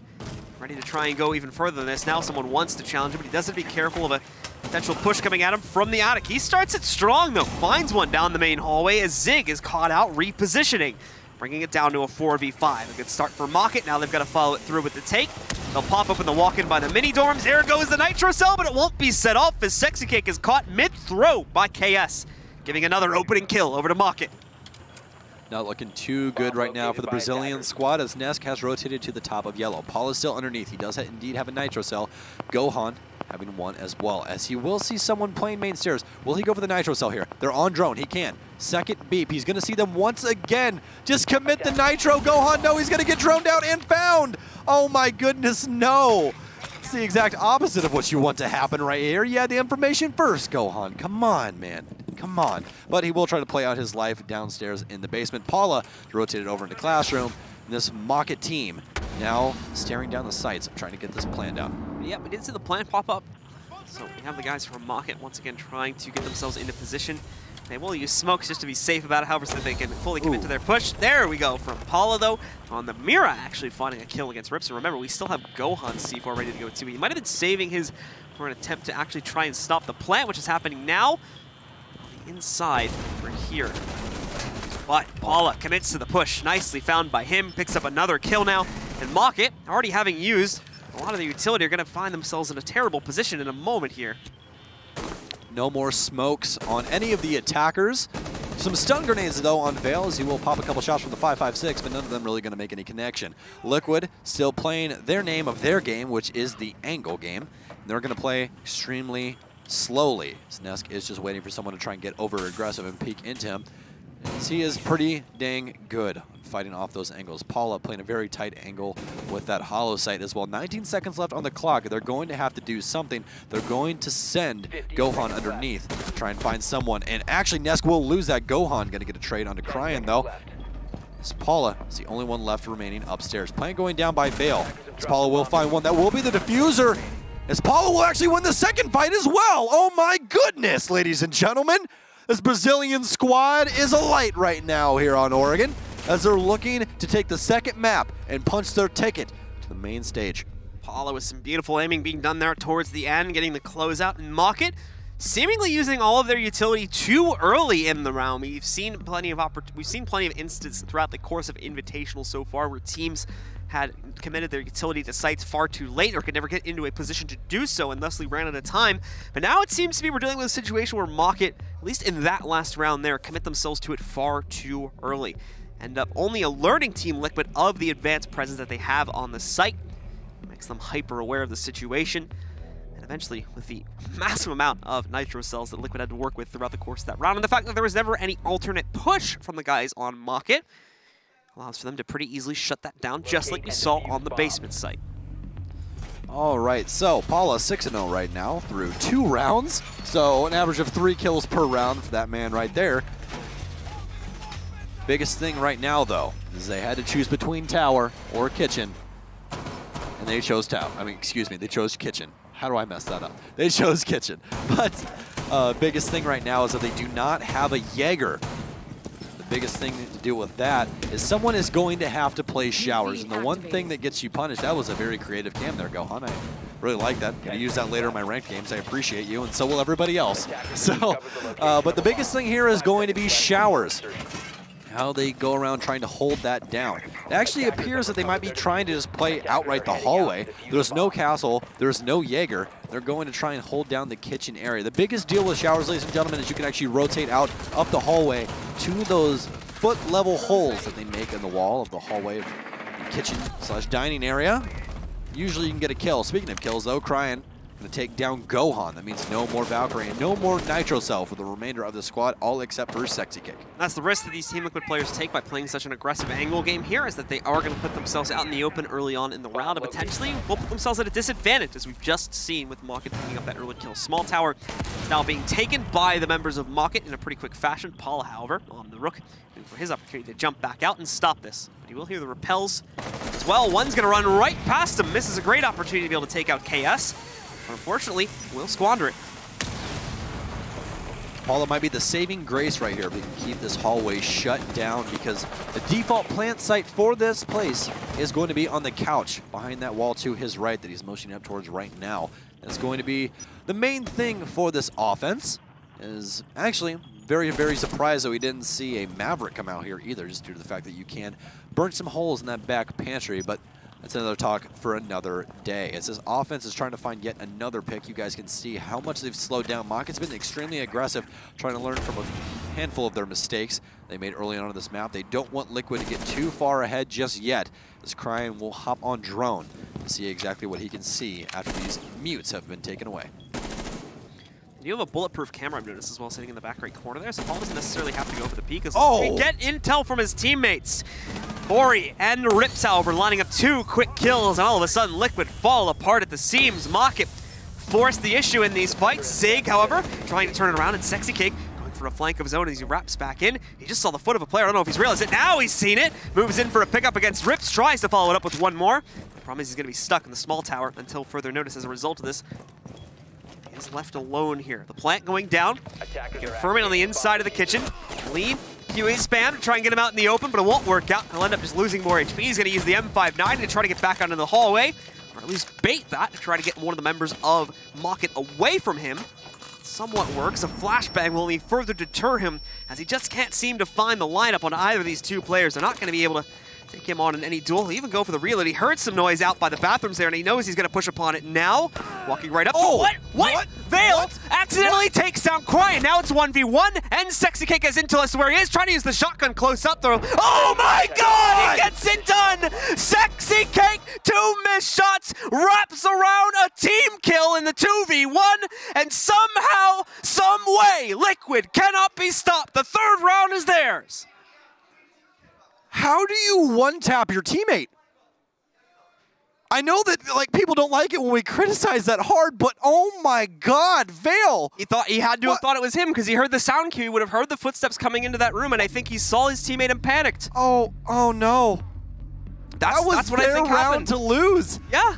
Oh no. What a massively smart play from Sexy Cake, by the way.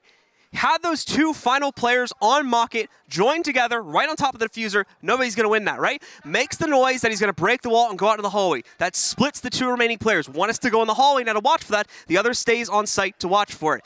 As he goes into the bathroom, the problem that occurs, as I just discussed, we see Sexy Cake running down the hallway. That gives a vocal cue, and either some kind of communication slip-up happened, or Mockit just make a very grave mistake of thinking that that was their teammate. Or thinking that that was their opponent, excuse me. As you guys can see right now, tactical timeout for Mockit after that absolute blunder on post plant right there, and some least than happy faces, as you guys can see, sitting in the chairs, and not too much communication except for the coach as well as KS, as they tried to dictate really what happened. And I mean, the biggest thing, and this is the really hard thing. Usually you can dedicate the knock things down to going, okay, we really just didn't, synergize very well as a team there on post plant or something along those lines. It's very hard when it comes down to one player just simply making a small error, or in this case, quite a large one, as he will put one bullet in the head of his teammate, which ends up winning the rest of the round for Sexy Cake. And honest to God, I was hoping that Veil would be able to clutch that up just and go, okay, it was a minor mistake. We still won the round, though. But no, the M590 will find yet another body to put some of his shells into, and that's really going to be the tell the tape on that round. Veil as well had 2 to 3 warning shots coming out. He knew the push was coming around the corner, had to guess at which direction, because I think he was stuck behind the bar, so he couldn't actually tell if he was going left or right. Makes the wrong choices. Caught as Sexy Cake rounds the corner, and it's just that one pump up close that is needed on the M590 to finish things out. Again, the most damaging shotgun that is regularly used. The M870, the Recruit Rush that everybody loves so much, or Jaeger and Bandit shotgun, is actually the most damaging. It just doesn't have the range due to how short the barrel is. So essentially, it's not a sawed-off, but it's essentially a sawed-off equivalent for the most part. Yeah, basically. It's a tactical sawed-off. Yeah. It isn't legitimately cut. It's basically a really short pump action shotgun. So obviously, for those of you that know a little bit about gun work, for those of you that don't know about gun physics, meaning that the bullet spray would just go everywhere, so you can really only use it super up close, meaning we don't see a whole lot of play with that weapon. All right, as these players will begin to discuss things just a little bit longer, as we do have a few technical difficulties over on our end, but we will get those fixed, ladies and gentlemen. And honestly, the biggest thing right now is Mockit just needs to come together as a team, have a little bit of forgiveness in their heart to Veil, because right now, if they try and have any malice within the team, they're just going to fall apart. That last map was so close, and they're just letting Liquid run away with this right now. That's 2 rounds, I think, in a row now, nearly, where we've seen Liquid being put into a nearly impossible situation and still come out on top of it. So this has been some amazing stuff from Team Liquid. They've really rallied together, and that's always the dangerous thing with Brazilian teams. You were talking about how this is something with Canadian on EG, but I feel like this is with Brazilian teams in general. When they get fired up, it takes a lot to calm them down. So they're feeling it right now, and that momentum swing is certainly going to help them out here. Whereas we have almost the opposite effect for Mockit. It's very solemn at this team's desk currently. Yeah, Just want to take a moment to remind you guys that this is map number 2 between Liquid and Mockit. Liquid winning the first map, 8-6 on Border. That was their map choice. We are now on Oregon. It's currently 3-0 in favor of Liquid, as they are trying to close this one out and be the first and only Brazilian team that can possibly make it to the final stage here at Invite 2019. So far on Oregon, just Mockit really not being able to find that same fire that they had last time that they played on this map. We're going to get a headphone swap, I think, amongst these players. Hey, sometimes it happens, man. Sometimes it Hey, honestly, the biggest thing for me here, like you said earlier, the Brazilian teams are just absolutely insane when they get anything that goes their way. It really hypes them up. They play a lot better. They can take those aggressive peaks, and they're confident. And I honestly feel like that's due to the Brazilian fans. Shout out to the Brazilian fans out there, ladies and gentlemen. You guys fuel these teams so much, especially, Blue and I were in the lobby earlier watching the FaZe game. I brought this up a little bit earlier in our last match. But all of Brazil, every Brazilian team supports each other, and it's crazy to me because, again, Blue and I are both from NA, and it's sometimes you have just a little bit of that back and forth when teams like each other or teams don't. There really isn't that just combined effort and going, as a region, we want to come together and we want to win Invite, and that seems to be the name, or at least the mantra, of Brazil as a whole. There's definitely a want from the Brazilian fans and the Brazilian players to see their flag up in the big lights. It doesn't even matter, so cool. Amongst the players, like, it doesn't even matter if it's their team. They just want it to happen with one of them. That means a lot to them, as far as I've been able to talk to Brazilian players in the past about this. That's why they're so passionate about these things and wanting to push so passionately for these big events, and at very minimum to make it to the playoff stage where you get your name in the big lights. Such a cool thing, and we can hear how hype Liquid is over the wall right now. As we're in prep phase right now, ladies and gentlemen, and there is Brazilian yelling coming across the wall as these men are absolutely amped up right now as they are trying to take victory away from Mockit and take away their chances of going to the main stage once again. As this time around, it will be Armory Lockers as Liquid has completed their rotation. So we'll see if they can do it all over again. Start off on defense, 6-0. Here we go now with Mockit. They've been very direct with their play in the past rounds, wanting to try and essentially set up the execute as quickly as possible. And again, this is with the smoke being completely banned out, essentially leave them with as much time as humanly possible to complete their execute. But the problem that this has caused is, again, sometimes we've seen, and there's definitely exceptions to this, especially the first round. Sometimes they're either not able to get drones into position, or they have to follow up their droning with an execute so quickly that Liquid will change positions and they'll end up walking directly into setups from Liquid because they play such an angle-heavy game on this defense. So obviously, drone intel is very key for Mockit to have any success, as if not, the second they go into Liquid's territory, they are going to get headshot pops. If you can click a link, you can click ahead is kind of the mantra that's been going on for Liquid so far, at least on Oregon. As things have slowed down quite a lot for Mockit. They're really not having the same main stairs pressure trying to bait out utility just yet. As yet again, we have a spread defense downstairs for Liquid.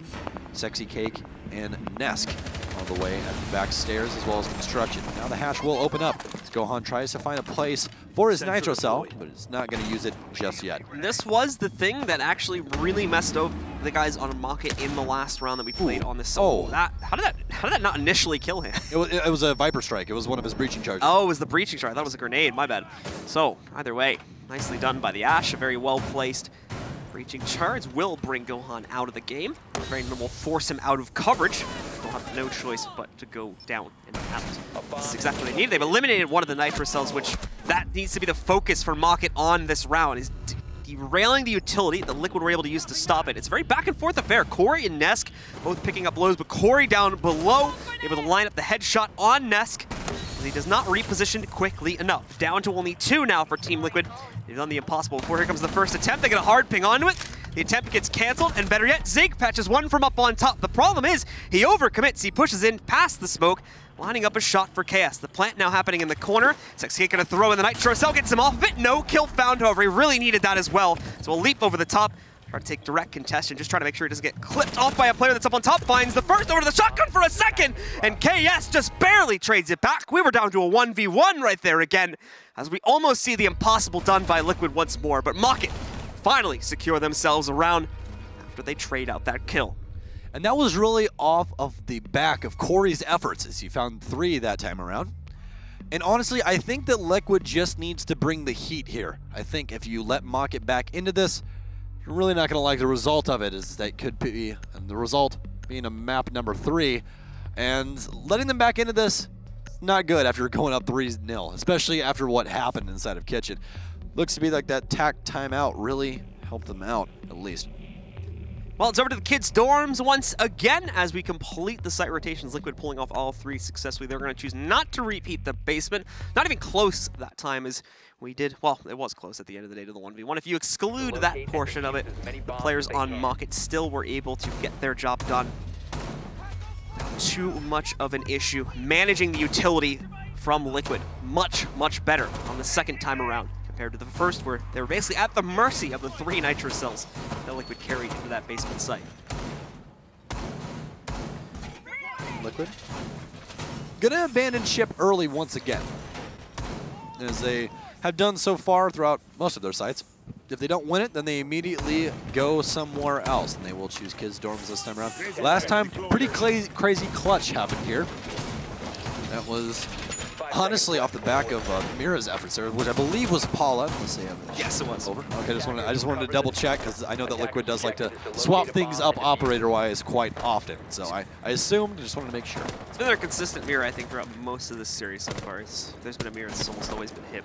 So once again, that'll remain the case, as we do see Mockit wasting no time, at least popping open some of these doors. The Ash, played by Corey, already ready to move in. He's being careful to watch out for alternate angles just to make sure he's not going to get picked off on the way up this rappel. It would be easy to do that, but if someone really wanted to go crazy on Mockit if someone really wanted to go crazy on Liquid, it would be an option for them. Into the Arsenal first. Corey will take control here.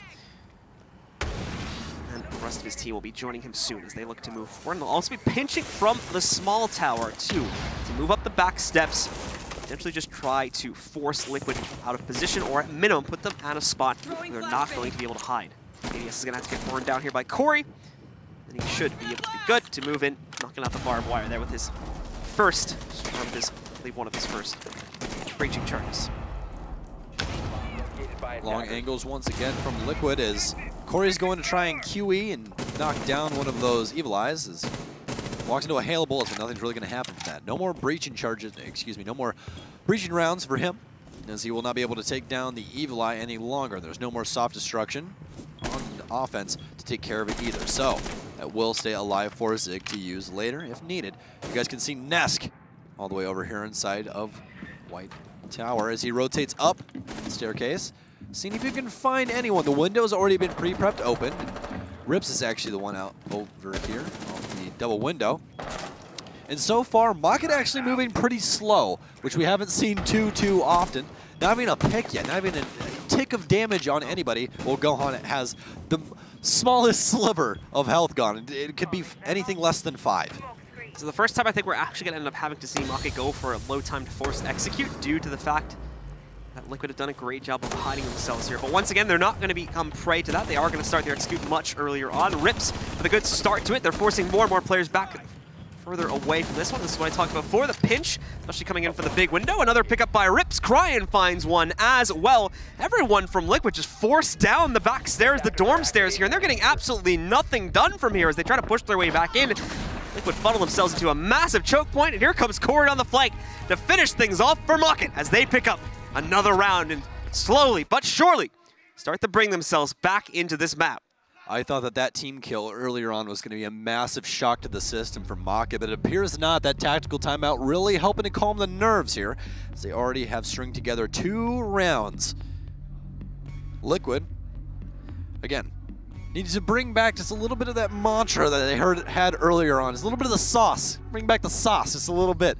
They're having a lot of spunk earlier on, and nothing really now. It's just kind of fallen flat on all of these rotates that they're trying to commit to on the defense, not finding anything. And Mockit really was a little bit pressed for time, which they haven't been so far on Oregon. They've gotten plants down. They've been on site trying to gain site control at around a minute, and this time around below a minute was that execute, and it still worked out for them. This Liquid really not being able to find their footing here on Oregon. Yeah, overall, the executes for Mockit are actually really smart for the most part, especially in that recent. That's probably the most success they've had yet on an actual execute. Because essentially what they do there is, as you can see, they just force Liquid to really have no choice but to fall back down those dorm stairs due to the way that they pinch from the big window. And to a certain extent, I thought they were also going to use the stairs too. That didn't end up coming until very late in the round. So they used the big window and the presence that they already have in the hallway to force the members of Liquid out. And 3 or 4 of them just get funneled into that stairway where obviously Mockit's going to win that fight. You can't have more than one Liquid player even peeking out from there. So they're just going to knock them down one by one every single time as they were successfully able to funnel them in. Very well played by the guys on Mockit to be able to force Liquid into a box. Attackers must locate and defuse a bomb. We'll see if Liquid tries to make any adjustments here. Again, last time that they went down here, they've already went down here twice. They've played this kind of extended hold in the basement. Really don't hold too much inside of meeting. More or less just set everybody up at separate angles downstairs, construction, Harry Potter, inside of the closet, basically anywhere else you could fit a body.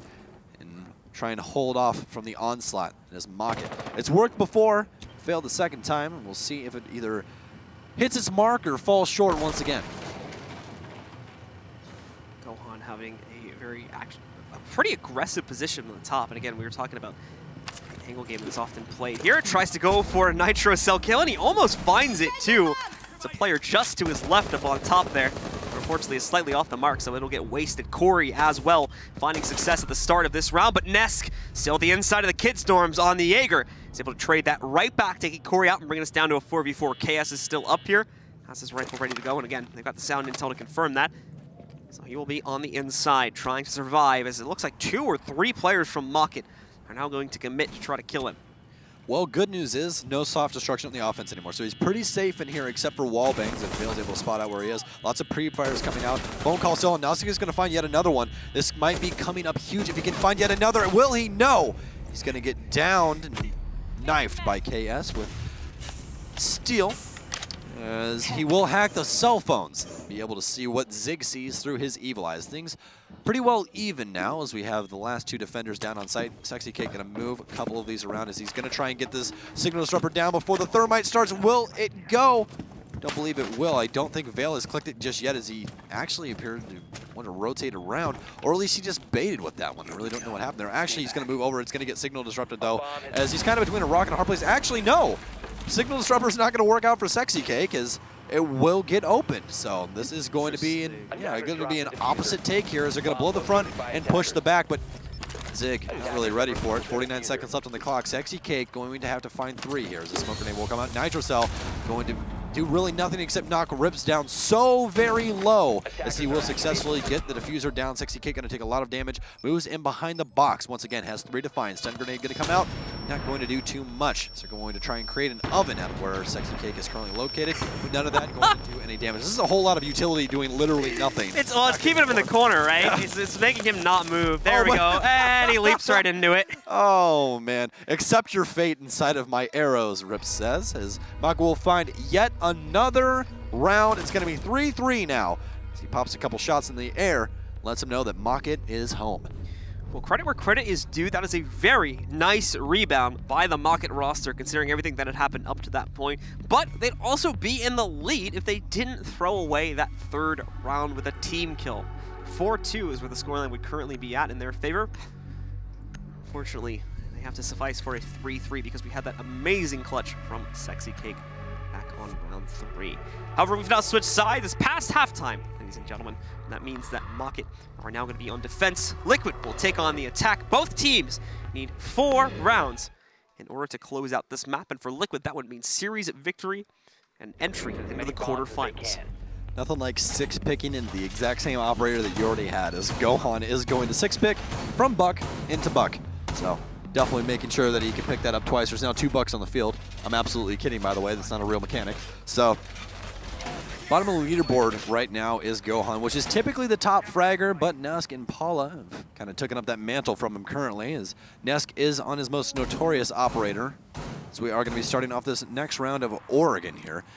And so far, it's kind of just been a one-sided affair from either side. 3 immediate rounds by Liquid and then 3 unanswered rounds immediately back after that. So tied up as we are. Switching sides, Mockit now on defense, and pretty extended hold here as they will commit a few Miras upstairs, and the other one will be downstairs in the closet. Oh, excuse me, they're actually at the upstairs side. I apologize about that. But they are going to have a hold downstairs in the kitchen, to say the least. Droning work will be the way that Liquid start things off, as we've kind of come to expect from this series. Nesk is getting his onto the inside of the... Ooh, get some good intel there, too. I believe that's the Jaeger, yes? I believe it's actually Rips on the Legion, and it is. You got it, yeah. A little bit hard to tell from yeah, a little bit hard to tell with that camo. Someone with a helmet, that's all I could tell, so... I just didn't see the shorts. That was the key I was missing. Yeah, you need the cargo shorts, man. Yeah. I didn't catch the cargo shorts. The pizza roll cargo shorts with that camo that they have on right now. So we've got Ness that's going to move over towards Walk-In. Very well aware, of course, as he should have informed the rest of his team of this by now, too. They will have to deal with the Legion on the inside of Attic, which I don't actually know if he's still on. No, he is. Oh, and he predicts it as well. Oh. Just takes a guess at the position of it based on the intel he got from the drone earlier. Knocks Rips out of the game before he has a chance to realize what happened to him. And once again, Nesk with Ash. He's not that aggressive of a player. He plays very smart with her, always using these breaching rounds to make extended lines of sight so that ACOG can be used to its max effectiveness. And again, that's going to prove to find him a kill. So, I mean, hey, minute and a half though, and there's only been 1 kill going to one side, no damage left on anybody else, as Liquid is trying to find a little bit of information, but KS is going to directly counter that with a couple of those mute drones, or excuse me, a couple of those mute jammers as he has in his kit. Nesk being a little bit careful. I'm not sure if he got spotted by something or whatnot, but he kind of panic reacted towards that door before it actually went over to the camera afterwards as if it wasn't shot out, so I'm not sure where came from, but yeah, something happened to him. But Crying, almost finding himself a nice easy kill against Liquid, but he misses the opportunity. Only is able to do that little bit of damage against Gohan. The phone call comes in afterwards. That's forced him back. He still holds the tight angle here. He's not going to go for the immediate reset of his phone. He's trying to use the noise to bait in the buck a little bit, but it won't work out. What is going on today? Hello? Stop it! What is happening? That was another just direct headshot on a teammate. I think that was just some like mismatched movement that ended up working out really unfortunately. I mean, I know we said just click heads, but I mean, Corey gets it. You kill the enemy team. Come on, man. Paula gonna find one of his own as well. As Paula's gonna get aggressive, and he's gonna get yet another for his adventure inside of the kids' dorms. 18 seconds left on the clock. Sexy Cake, the one with the drone, as that will start to go down. And Paula's coming up massive right now. That's 3 kills. Crying not gonna be able to stop the plant though, as that will go down successfully. As Crying is the last defensive operator here for their first defensive round, as he will see Sexy Cake rotate over to Paula, but again, no more Nitro Cell, as that foam vibration will go through. Won't find any contact with those bullets. About halfway through the diffuser timer now, he will answer the call from Sexy Cake. Begins to rotate over to main stairs. He's going to go just directly down the hallway here. He's given Team Liquid plenty of time to reposition too. He doesn't even have really a whole lot of time left to try and do anything. He needs to get on the diffuser like now, otherwise he's not even going to have enough time for the defuse, and there we go. Took far too long to rotate back up the steps. It's an easy closeout for Sexy Kick outside of the big dorm window, and with that, Liquid close out yet another round and push ahead over the members of Mockit. Do you think it's going to happen all over again? What, they pick up 3 and then... Exactly. That's where I was going. Very well could. It very well could. I'm getting that kind of feeling about this matchup. We're not going to rotate the sites, it seems. We've gotten that far. Okay. As we did originally have a vote to go to the basement, but it went contested and then back over to kids. So looks like Mockit want to stick with the same site. I feel like they can win it if Crying has a little bit more presence downstairs. I feel like he got a little distracted there by Gohan when he was trying to compete with him over in Small Tower. But, I mean, it honestly was just a mischoice on where he was going to put that Nitro Cell at, really. He just chose the wrong person. You had choices, and it really didn't happen. As, you know, they are going to pick up yet another round. And honestly, that entire round for Liquid was off the back of Paula, as Nesk accidentally removed Zig's head for him, so. Which seems to be an ongoing theme here on Oregon. I don't really know. got issues, you know? These Team offenses. drama to sort out. It's just on the offense, too. That's the thing. Well, we're into the action once again here. Big emphasis from the guys on Mockit towards holding the kitchen. 5 seconds left. Once again, in addition to their small tower, back on the other side here, trying to prevent that control from being gained by Team Liquid. And once again, are going to have to try and stop them. Going for that swarming assault through the halls that we saw in the previous round. It's going to be Nesk. Reloading. Keep our eyes on to start this game off, but as you should expect, it's probably going to be pretty heavy droning, I would imagine, for the first minute or so of this round right now. As Nesk is going to go in through the Master to check things out, but the Mute being here will slow down that process quite a bit, especially with the well-positioned jammers. Unfortunately, Liquid are not going to be able to immediately deal with. Thankfully, they got Gohan on the Twitch. Should be able to knock at least a few of them out. Biggest thing right now is appears that Rips has learned his lesson about long angles and Nesk is he will play a lot closer to the chest, or at least closer to the reinforcement, as to not die too early on, because that really opened up this entire side of the map for Liquid the prior round. As Nesk is trying to find yet another kill on some very tight ACOG angles, but nothing going to come to fruition just yet. And this seems to be the name of the game for Liquid. They play a very, very long droning game and just try and make things happen around the end of the round. Apparently Big Tower is going to be the play, and Nesk is going to toss a stun grenade in, but is not going to act on it too heavily, as if he does cross that door, he's more than likely going to get shot in the side of the head from the west. And the droning is still going to be blocked. In fact, his drone is entirely eliminated from the game right there due to the... Oh, and unfortunately, there's an ADS on the other side of that too, which means one of the breaching rounds is going to go completely to waste.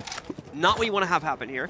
And again, considering the time is low too, Liquid obviously haven't been moving anywhere close to the pace that we were seeing from Mockit on their attacking side.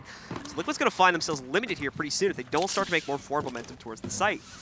Now, a lot of stalling by Liquid on this map, in particular on offense. Again, that last round was completely the Paula show, and nothing really coming of Liquid this time around. Nesk is going to change over to a different angle, but as we've already seen, Mockit is just going to let them come to them. Liquid keeps playing this angle game, and it's just not working out for him. Nesk finally going to get rid of that barbed wire that he's been waiting literally a minute, an entire minute, to get rid of, as Liquid's going to stack up over here on the southeast side of the building, try and make another successful push. As Nesk will get concussed, Paula will take a little bit less from that, as he is going to get aggressive. He will win the fight against Rips. Rips will be the first one killed once again for the second round straight. As you see Gohan over on the west side, north side of the building. As Corey will answer the call of Dokkaebi, as he's stacked up with Vale up top. Nitrocell going to ring off, but nothing really going to come of it. Vale will kill Sexy King. Nesk going to find one of his own. Corey and KS take down two as well. KS going to follow it up once again. Paula going to get taken down by Vale, and Mockit will deliver a punch straight back to the Brazilian squad. Guys on Mockit making a quick change up to their strategy, and it delays Liquid much more significantly, forcing them into a low time to execute. And Paula, although he does get very close to trying to close out, he was missing about 20 or 30 seconds from the timer that was needed for him to properly play that 1v2. And as such, he's going to find himself knocked out of the round, and we will be tied up once again at 4-4. The series slugs onwards, as neither of these teams can seem to get a massive advantage over the other. Pause coming in here as well. We'll see who it's for in just a moment. It's going to be from Mockit. They're on the screen, I'm going to assume. It's a... Oh, wait, they already used theirs Yeah. earlier, so it should be Liquid. It looked like it was a really quick tech pause. Oh, okay. Really quick tech pause. The admin came over and told the coach to stop talking as well, so... All right, I got it. It's like, wait a minute. You guys already used your timeout. What is this, blasphemy? So, yeah, a little bit confused about what happened there. I don't know if they accepted the pause and then realized they already used it, or... Yeah, I mean... Might have been another tech pause as well. We got to figure it out. Hey, guys, it's 4-4. Let's just spam some fours in the chat real quick. That's a Rainbow Six meme. We can say it. It's fine. It's okay. Let's get those fours rolling. Appreciate it. As right now, the fours really aren't helping out anybody. The fours apparently be leading to headshots of your own teammates. That's about it. So, but so far, Paula, 11-5. As we expected, he's been really pulling his weight so far for Liquid. And Corey, the fragger from Mockit, finding double digits as well, as he will have 10. But for Team Liquid, inconsistency starts to surface itself immediately in the second rounds. They, as you're mentioning, are not able to rely on Palva's own fragging capability, just that anyway, to be able to take them through a round here. It's going to be found. They was trying to hide inside of the tower there. Nice little spot by Cryan to take that out. And here we go. We've got Liquid out on the board once again, approaching very quickly towards the small tower to start their push in towards the basement. I think this has been the main thing for Liquid is they just lack map presence. It's been the entire issue with them so far on this attack, and their prior attacks as well, as Nesk will catch a couple bullets from the top of White Stairs, but really their drone game is okay. It's getting countered a little bit by KS, but they just don't have any other map presence. It's more or less they get control of a room really close to site and they stand there for the rest of the game and they go, oh yeah, I forgot. We actually have to get in here and put a diffuser down. And then they throw themselves at it. Either it sticks or it doesn't. And I really want to see them transition away from that because right now it's not working out for them. Mockit is not even trying to give them an inch on site. Playing very safe so far. Ryan once again. He caught up on the drone. Unfortunately, there's not an easy method for him to fall back. He's going to be stuck in here for a moment. And it would be a bit of a shame if he ends up going down this early. He's got 2 Geschmack mines to try and use later on in the round here, so he's definitely going to want to try and look for a way to get out, if at all possible. Meanwhile, for Liquid, they've already got presence established at the back stairs. Also trying to work their way up the main steps here as Paula, along with Nesk. Oh, there we go. There's another kill coming out from the Zofia charges. There's revenge that's claimed, however, at least onto Nesk. At the same time, Zig also is able to pick up Cryan to trade that back. Liquid still at a full 5 after they get the res off onto Nesk. Rips with quite a bit of damage done to him is going to get found by the Twitch. They've took every single fragging op almost possible all on the offense. We got Zofia, Ash, and Twitch, all amazing guns in their own respect. Rips is going to choose to rotate back downstairs from where he was upstairs inside of Kid's dorms. Doesn't want to try and play it out too much up there. Those goo mines can definitely have quite a bit of effect. KS, though, will be able to find the first kill onto Liquid. It's going to be Paula, the top fragger currently for Liquid, as we are just under a minute. A lot of damage done to everyone except Vale. Vale still does have a nitro cell, and I assume KS does as well, so we are going to hear the hatch get opened in the back. As they try to shoot him out, because it is soft, but nothing going to happen from that, as Liquid will begin to start their take on the north side. Not going to leave themselves a massive amount of time in order to actually get into the sites, however, but the hatches have been open. And the guys on Mockit will have to start to look every which way. It's also only a 1-man advantage here for Liquid at this point with the issues they struggled in the mid-round. Oh, shoving right onto a goo mine. Ness's going to still try to push forward. He will face some trouble on the other side of the shelving unit, but will move in and pick up his first kill regardless against Rips. Needs to take the needle out as it's doing too much damage, and what a cleanup from the guys on Liquid. Sexy Cake and Zig picking up the final 2 kills, and just like that, they control yet another round, this time winning out on the basement. You know you are comfortable with your team, ladies and gentlemen, when you will literally stop in the middle of an offensive site to take out a needle in your ankle. That is a lot of trust inside of your team from Nesk. As yet another round will be won by them, and we're just going to continue this back and forth absolute brawl that we have going on Oregon right now. Liquid is 1 round away from match point, going to have to find 2 here to try and punch their ticket. And again, as you can see with the UI in the middle there, that Team Liquid already have the first map in their pocket. If you missed it, because I've seen these rounds drag on, it's been very extended rounds between these two teams, oftentimes playing it down to the timer, especially on that first map. Team Liquid were able to take control of Border, putting them in the 1-0 position they are currently at now. And as you mentioned, only 2 more away in this map, being able to close out and take it. Talked about how it was the Palace show before, it still remains the case as he tops the scoreboard amongst all players right now, 12-6. Next highest teammate for him being Nesk. 8-8 exactly. Corey still leads the charge in the meanwhile for Mockit at 10-8, with KS shortly behind 9-5. 10 seconds to go. Well, as we are just about to round out prep phase here, ladies and gentlemen. Mockit going for a meeting hold this time around, and they are going to dedicate a couple of reinforcements up here. We'll see if they try to stack any bodies inside, if they are just going to let Liquid try and waste as much time as possible. But it doesn't seem like that is the Liquid that we have anymore here, Blue. It seems like we've really started to amp things up. They've kind of gotten Mockit figured out at this point and go, okay, you're just going to let us sit here and hold angles, and That's really about it. We're going to have to try and fall into your pocket, but no, sir, we won't do that. We're going to start to get aggressive. We have one of the best Ashe mains in the world. Why wouldn't we? I mean, come on. Come on. So Nesk will leap right into the showers. Already trying to rely on this droning presence to help him clear things out a little bit more directly. Does see the reinforcement on the wall there. Of course, he's going to start to play this a little bit more carefully as a result of that. It is the same site, by the way, in case you missed that. Mockit once again have gone back down to the basement. So Liquid are looking to accomplish very much the same thing that they did in the previous round. Sexy Clank has cleared things out for Nesk on the drone. And this will allow him to continue to push through up to the kitchen, where again, he'll take a hard-held angle here, hoping that the Legion will push him. Drone's ready. Nesk will start his own drone game, and once again, he will run into the mutes of KS as he does get shot from sandbags by Rips. And Rips is actually going to maintain his presence as well. They also have a defender upstairs inside of Attic, so kind of an extended hold here by the defense. Only a minute 40 off the clock, so Liquid still is in good time. As long as they choose to try and get aggressive at the right time. I do believe that's Jaeger upstairs. Yes, it is indeed Corey, as Corey will find Paula. Paula going to be put on the bench, at least for the rest of this round here. Corey once again looking for that opportunity to finish off a kill, but it's going to turn into an incredibly long-range fight for him on the carbine without an ACOG. Find himself at a disadvantage there if he's not careful, so he will have to approach it very, very cautiously. Crying, in the meanwhile, picks up the next kill. Rips is a great position here, by the way. Paul was able to get one with a Claymore somewhere around the outside as he takes down Corey, and Nesk actually successfully beats out Rips despite having that great angle to play off of. Brings it down to a 3v3.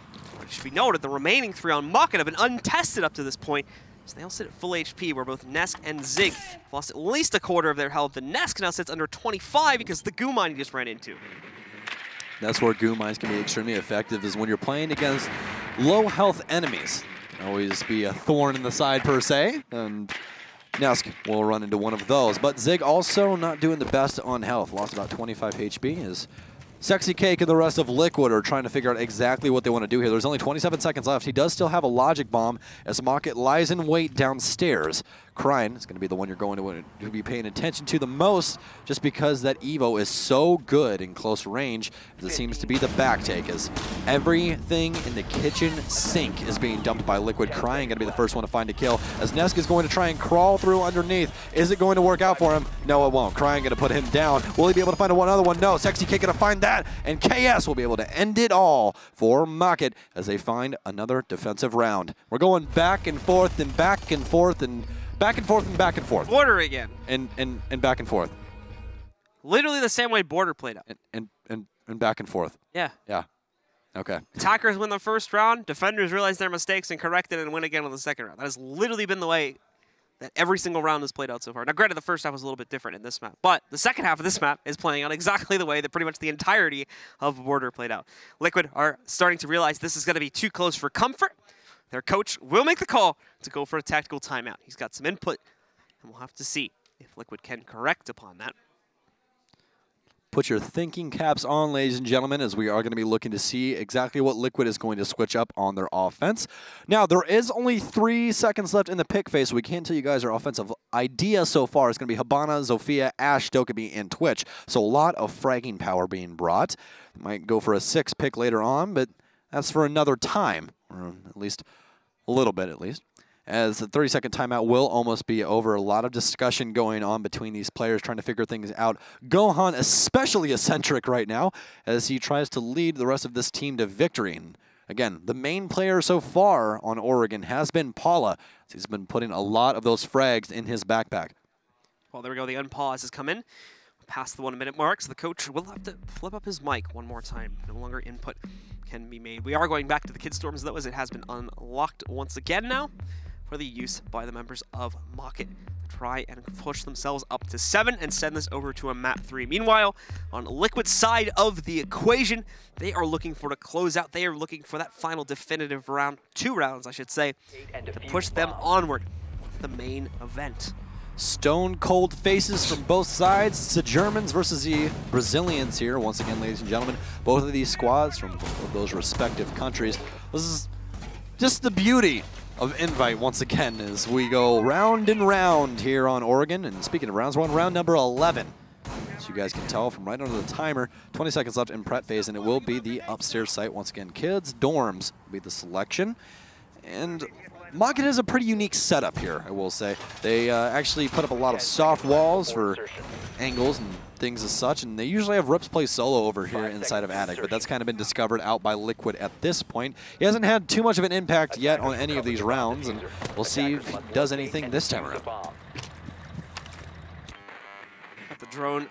It's going to start to push its way back in through Master first. And this has been the usual approach. Nesk has almost always gone up to Master and at least tried to hold see if he can catch someone in Attic firsthand. Gohan's going to go up to the roof first, and it's going to be Nesk that enters the balcony. She would use to lead himself into Master falling it. Won't be a whole lot to spot on the direct inside of it. He'll quickly pop open the door. He's seen, of course, that Walk-In has itself closed shut. As such, he's going to have to go out into the hallway. Pops open the wall to Master.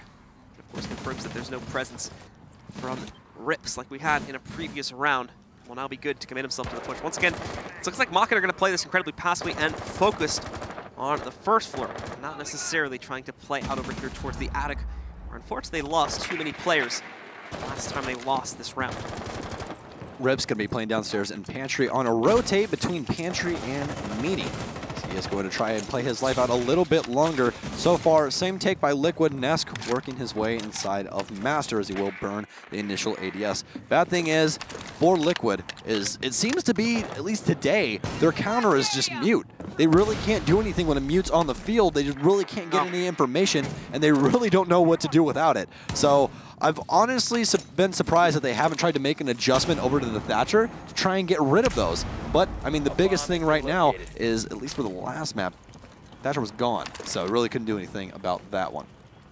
Of course, the droning has now come to a complete stall as a result of the mute jammers that are sitting in the hallway. See Zofia already trying to use two of, I believe both of the stun charges got used as well. Two windows here. In fact, 3 out of 4 of her charges have already been used up. She only has 1 explosive charge remaining, and it's going to use that final one to just pop open the big window in a quick fashion so that he can hopefully capitalize on the surprise and try to take down anyone that might still be remaining in the inside of these main dorms. We've got the smokes coming back in. Vale trying his best to line one up on a Nitro Self on the outside of the window, but no! Sexy Cake is going to accidentally knock out Zig. Gohan, in the meanwhile, will catch a trade to take down KS. Paula taking massive damage right now. He'll be eliminated by Corey. Nesk trying to find the trade on the stairs player, but it's too strong of a hold. Vale, Corey, all picking up kills. Sexy Cake looking to turn it back around as this goes into a 2v2. Swift looking to get the res back up onto his team, and he will accomplish it, but Cryan's got a position, and he's going to spam in as the Nitro Cell has already been used in his arsenal here. Rips finds the next pickup, and that leaves Sexy Cake alone in the corner. He'll go for the plant on top of the dresser, dropping back down just to make sure he doesn't get pre-fired from the stairs, and tries to go for a kill, in fact. He's only got 14 seconds left. He's going to be forced into a plant in just a moment. He'll commit to it. The spam, however, could come in from the pulse in just a second. Has to go back one more time. They have a hard ping onto him too, so they have to have a drone down there, but all the time wasted for naught as Cryan is still able to find him on the pulse anyway, stops the final defuse attempt, and gives the round over to Mockit. 2 in a row for them, which is going to make this dangerous for Liquid now as we go into what could be the final round, and it will be the final round of regulation. I think Liquid's lack of roam clear is really coming back to bite them. Once again, they just have sight focus. They have no roam focus, and once again, Pulse will rear his ugly head as he will be able to sweep away the dreams of Liquid, at least for that round, and going to have to force overtime once again to bring it back. They already had their tactical timeout, really didn't seem to help. We'll see if they try and make an adjustment once again. So far, operator lineup is relatively the same, all except for, there it is, ladies and gentlemen, Gohan going to adapt to the Thatcher, recognizing out that mute is just too powerful for the information game that they are trying to play. Obviously, though, it's potentially too little too late if it doesn't become as much of an issue on this site.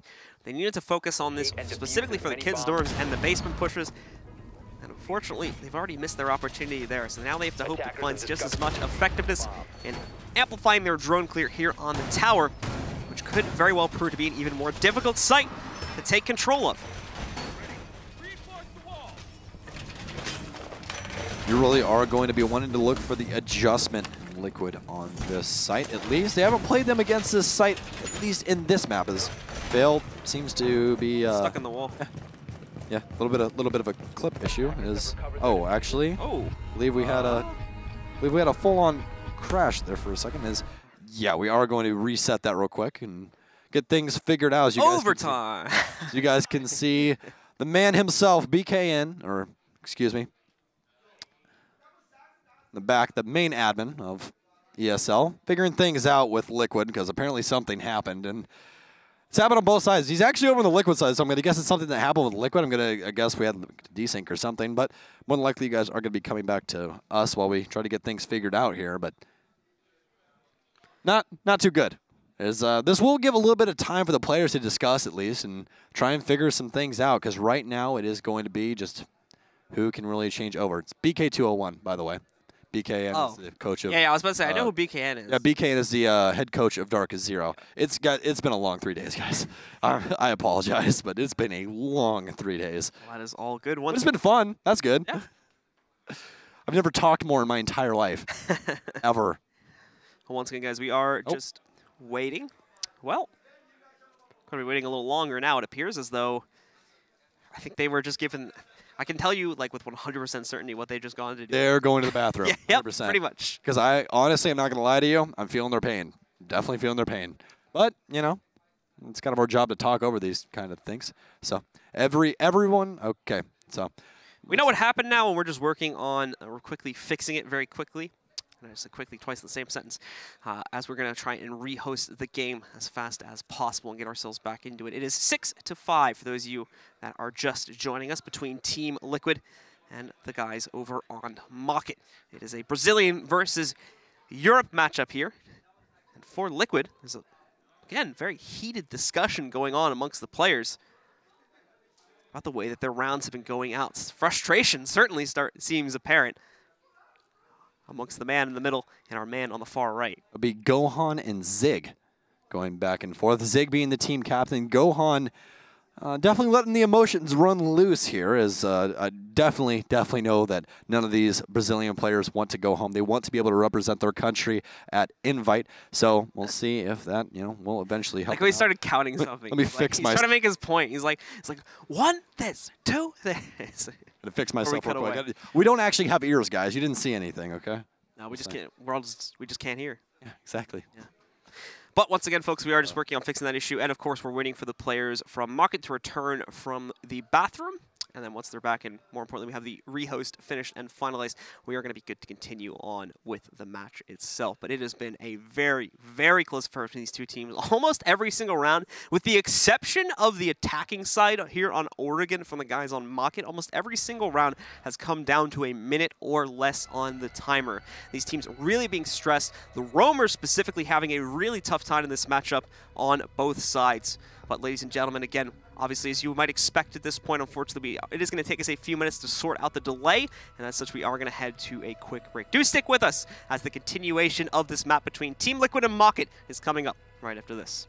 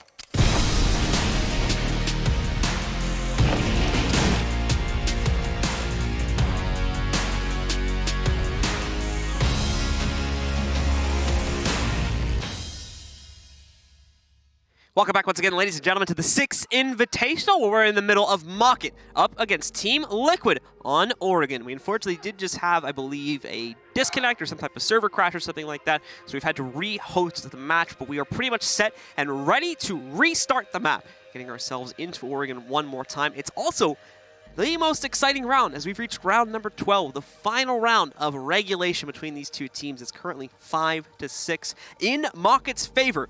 If Mockit close out the upcoming round, they will win the map, taking us to a third and final map, I believe, on Villa, correct? Correct. However, if Team Liquid win it, we will continue onwards further into Oregon and play 3 more rounds of overtime, the winner of which will come out on top of that map. And if it's Liquid, they will punch that ticket to the final event starting on Friday. It's been an absolute carousel here, ladies and gentlemen, as seems that we are just now getting things set back up here on Oregon as everything has been launched, and we'll let you guys know when we can get back into that matchup. But for right now, if you guys are just joining us, Liquid, we are going to switch back over. Liquid is the last chance for Brazil to have a representative at the final stage of Invite.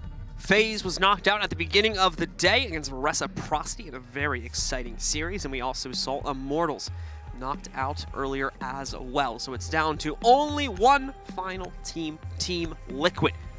We'll try to keep the hopes of LATAM alive in this event. Here we go. Same sites as before. They are going to be forced back into the same operators as well, if memory serves me correctly. Correct.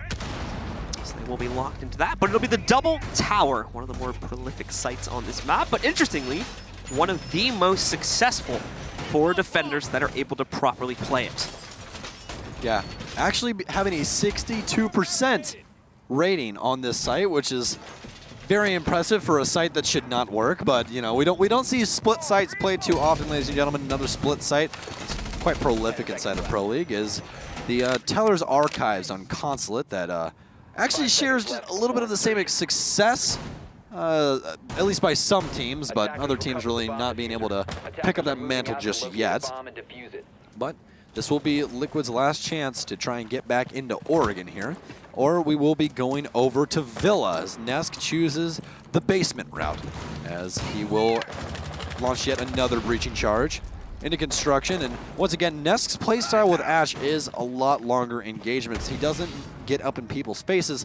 He likes those long distance gunfights with that ACOG. Zig's going to head right up to the roof to establish position here. Meanwhile, the primary door at the first floor will be popped open by Nesk with one of those Ash charges to, because their first way in. Let's be careful with those castle barricades too. We would have hoped they wouldn't have used them all here. Meanwhile, Corey not playing into that reinforced shield position that we had seen used by other teams yesterday, which means he's going to be caught out in the cold here and constantly will have to be aware of his positioning.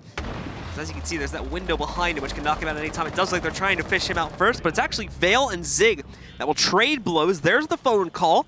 He's coming against Corey. He's not going to be too prioritized with stopping that, as he does still have to be very, very cautious of the timing of this, since, once again, there's multiple angles from where he can be peeked here. And if you are a Liquid fan, you have to be at least a little bit scared right now, just due to the fact that Liquid has been stalling out quite a few times on their offense, and this is a site that is susceptible to that most definitely, as most teams find it pretty difficult to know exactly what they want to do. And this is typically what happens. You get a bunch of people on rappel, and they just sit there. And that's currently what's happening, is KS is actually just waiting to make his move outside. You can see him waiting right next to the door to hear if anybody wants to try and get aggressive on it, if you can hear somebody on rappel. He knows that there's no Claymore there, so he knows that he can get aggressive. So, pushing ourselves further through this round again. Liquid just not making any forward momentum somehow here whatsoever. Still, just as you were mentioning, just sitting on the rappel. Oh, here comes KS as well. The easy walkout kill for him. Corey's also going to be able to pick one up. Just like that, we're down to a 4v2. The executes come in from Liquid. Paulo finding the only success so far, but both are now down. The withstand going to come in from Zofia. She going to be able to get back up? It looks like, yes, just barely, but mind you, it is nowhere near the HP that you would otherwise, and as such, we will see Mockit lock it down, taking control of the map. Once again, stalling out is Liquid. That has been the main concern this entire match, is just, oh, the vicious dabs. Vicious dabbing, there it is. Oh my, whoa, KS. Oh my goodness. Oh, absolute legend inside game and a legend in real life with that amount of eccentric dabbing. I don't know. Germany's got a lot of dance clubs, so that might have been where he picked that up. I don't really know. I didn't even count how many dabs that was. It was too much. Did you see the dangerous hand movement? Is just We're not to. I can't. I'm not nearly as good as him. You're not allowed to do that. Yeah. I don't. Not allowed. Yikes. All right, ladies and gentlemen, so Mockit get it done, and we'll take a look at the replays throughout the course of this matchup. A very, very long map once again. These players are truly being tested to the fullest of their extent here, as we saw an incredibly back and forth affair once again, especially in the second half, where it was literally seesaw rounds for the entire course of it to take us nearly into overtime, but no, not the case. Mockit once again found their footing and the lead at the end to be able to control the last few rounds. And with that, they were going to be able to take control of map number 2, putting them at 1-1 in the series and sending us over to Villa for the final map. We're gonna have to hope these players have something left in them, really, when it comes to Villa. As like we said before, this has become an incredibly long and draining series for these teams, just given the length of our average round. Tell us about it, because I don't think we're going to have anything left in the tank after this one. This Villa match is extremely crucial to both of these teams, and right now it's do or die for the German as well as the Brazilian squads. Honestly, I have no idea who's going to win this. Liquid just doesn't seem to have the answers on their offensive set. Literally, Blue, I will show you this unless Cam comes back up in here in a minute, but look at my notes. What is circled in as large? Stall. Stall. Stall is large. I don't know if you guys can see that right there. It's a little bit, yeah, the lights really aren't helping it out. Yeah, but it says stall in massive letters and under Liquid because they literally can't do anything on offense. And it's baffling me. I just want them to move forward. And it's really hard because Mockit is doing good on defense. They're playing their game correctly. They're making Liquid fall into the trap that is Mockit. And it's just not been the best for the offense, at least, but really on both teams. Yeah, really for both teams. It's been very much who can have more attacking rounds in a lot of extent. That oftentimes is how Siege is played out, unfortunately, and it seems to be the case in this matter. We're gonna have to look to our teams to clean up their attacking sides. However, when we come back, as that'll be the third and final map on Villa. Do stick with us as the conclusion of this epic battle is coming up right after this.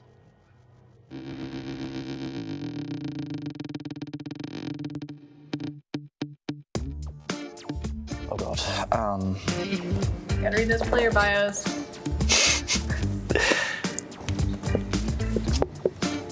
Alright. You don't have to hide it from me. I'm ready. Okay, let's do it. Go. This was closer, but no, it's a cap can slashed her face when they were practicing, so you're both rushing off. God damn it. I expected it something to be... Give me a half point, please.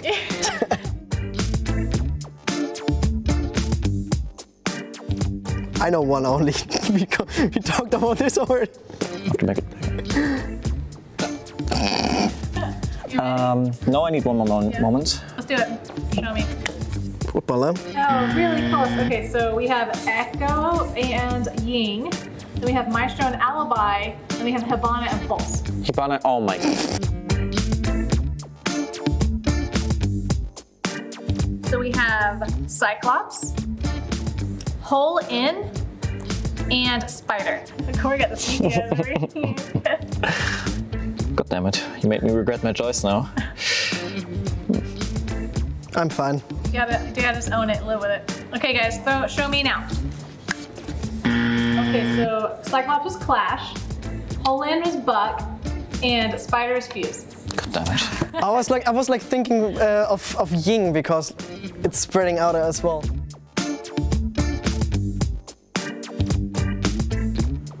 Stop. This is the wrong one. Oh yeah, it's not right? No, it's not right. It has to be the one. We were just talking about this earlier. Yeah, but... It's not the one that you think. I think I know what Corey's saying, and it's not right. God damn it. I'm still going for it. I'm still going for it. I'm convinced. It's close to this. It's Chimera. Chimera, yeah, I didn't know Chimera. I knew it's like this. Okay. We'll give you guys a half point. A half point. All right, that's okay. Let's go, but not two. Yeah. Oh, Oh, that's actually hard for me. I didn't play at that time.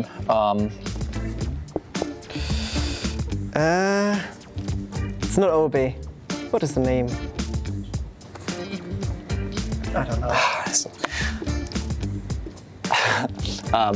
Another American team, I have absolutely no idea. It's fine. Let's go. Yeah, whatever.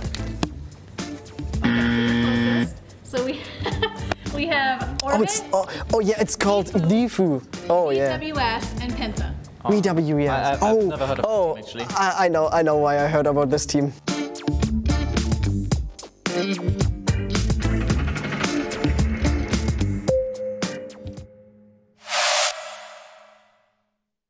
And so welcome back once again, ladies and gentlemen, to the 6th Invitational. The battle continues between Team Liquid and their opponent, Mockit. It's going to be going to its third and final map. It seemed like after Liquid's amazing clutch from Sexy Kick, they would have been able to run over Oregon, but that was not the case. The amazing resurgence from Mockit tied up at 3-3, and then continue to trade blows with what is now a very frustrated Liquid all the way up to 7-5 at the end of the map. So congratulations to Mockit for taking it there, and now we go over to Villa for our final map between these two teams. Well, I think the biggest thing right now is that Liquid needs to make an adjustment. That's the top thing on my list. Mockit is really getting away with whatever they want to do. And if Liquid isn't able to make an adjustment, I feel like that's going to rear its ugly head once again on Villa. And again, this is the last chance, ladies and gentlemen, for a Brazilian squad to be represented at the final stage. Liquid is Brazil's last hope. Roaming presence in general is something that we hope we'd see an increase of, just because it's going to be going on to Villa, where there's a lot of room to work with, including a floor of this map that's completely underutilized and often just reserved for defensive roamers a lot of the time. So we're going to have to hope that it's increased in its potency as we do jump into Villa. We have the map stats, by the way. Definitely a map we see banned out a lot more by Team Liquid themselves, but our stats are changing by the minute here, it seems, as they have a 2-0-1 record overall. Very similar for Mockit, obviously a little bit less of the ban pool for them, but a 1-1 record overall for them over the course of, I believe, the Pro League season leading up to this event. Yeah, the main thing on Villa that they're going to want to focus on, especially on their attack, is this is not a map that you can really stall out on. It's very close quarters across the board. There's not very many long distance fights that are going to happen. You really just have 90 as well as Red Hall downstairs, where you have the red carpet across the floor. My gosh. There are a lot of choke points, however, in this map, and we've seen issues with both of our teams on the attack having problems getting past these choke points on both our previous two maps, back on Border and, of course, on Oregon. And now going into our third map on Villa, that same issue is almost certainly going to reappear unless one of these teams has put a lot more work into Villa than they have on the other two maps. But it definitely seems as though this is a fundamental issue with the team across the board than it is a map-dependent one. And that will be the focal point, at least for me, going into this map. Montaigne will be the first ban, picked by Mockit. Liquid will get their choice of an attack ban here as well in just a second. Monty, a main ban for Mockit just across the board. They just don't like playing against Montaigne. He's free pressure, I understand why, but Team Liquid going to ban out Glaz, and as you guys saw prior to this on the map stats, no one really has much going on with Villa. I mean, they've played it a couple times, but nothing to really call home about. Echo will be removed by Team Liquid. And Mira will be the last ban, which no surprise there. None at all, especially considering the first site that we're going to be starting off on certainly makes the defender's job a little bit more difficult when they can't get free intel into the staging ground that most teams will use, which is quite literally the next room over inside of the study. Here we go, though, into the first round.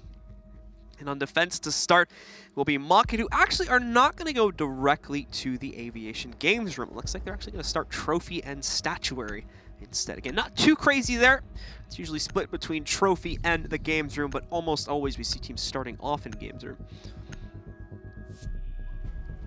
Now, Trophy Statuary, a very unique site, as basically mirrors each other across a area of ground that you can actually go down to the first level from. So, as Corey will actually don Caviera.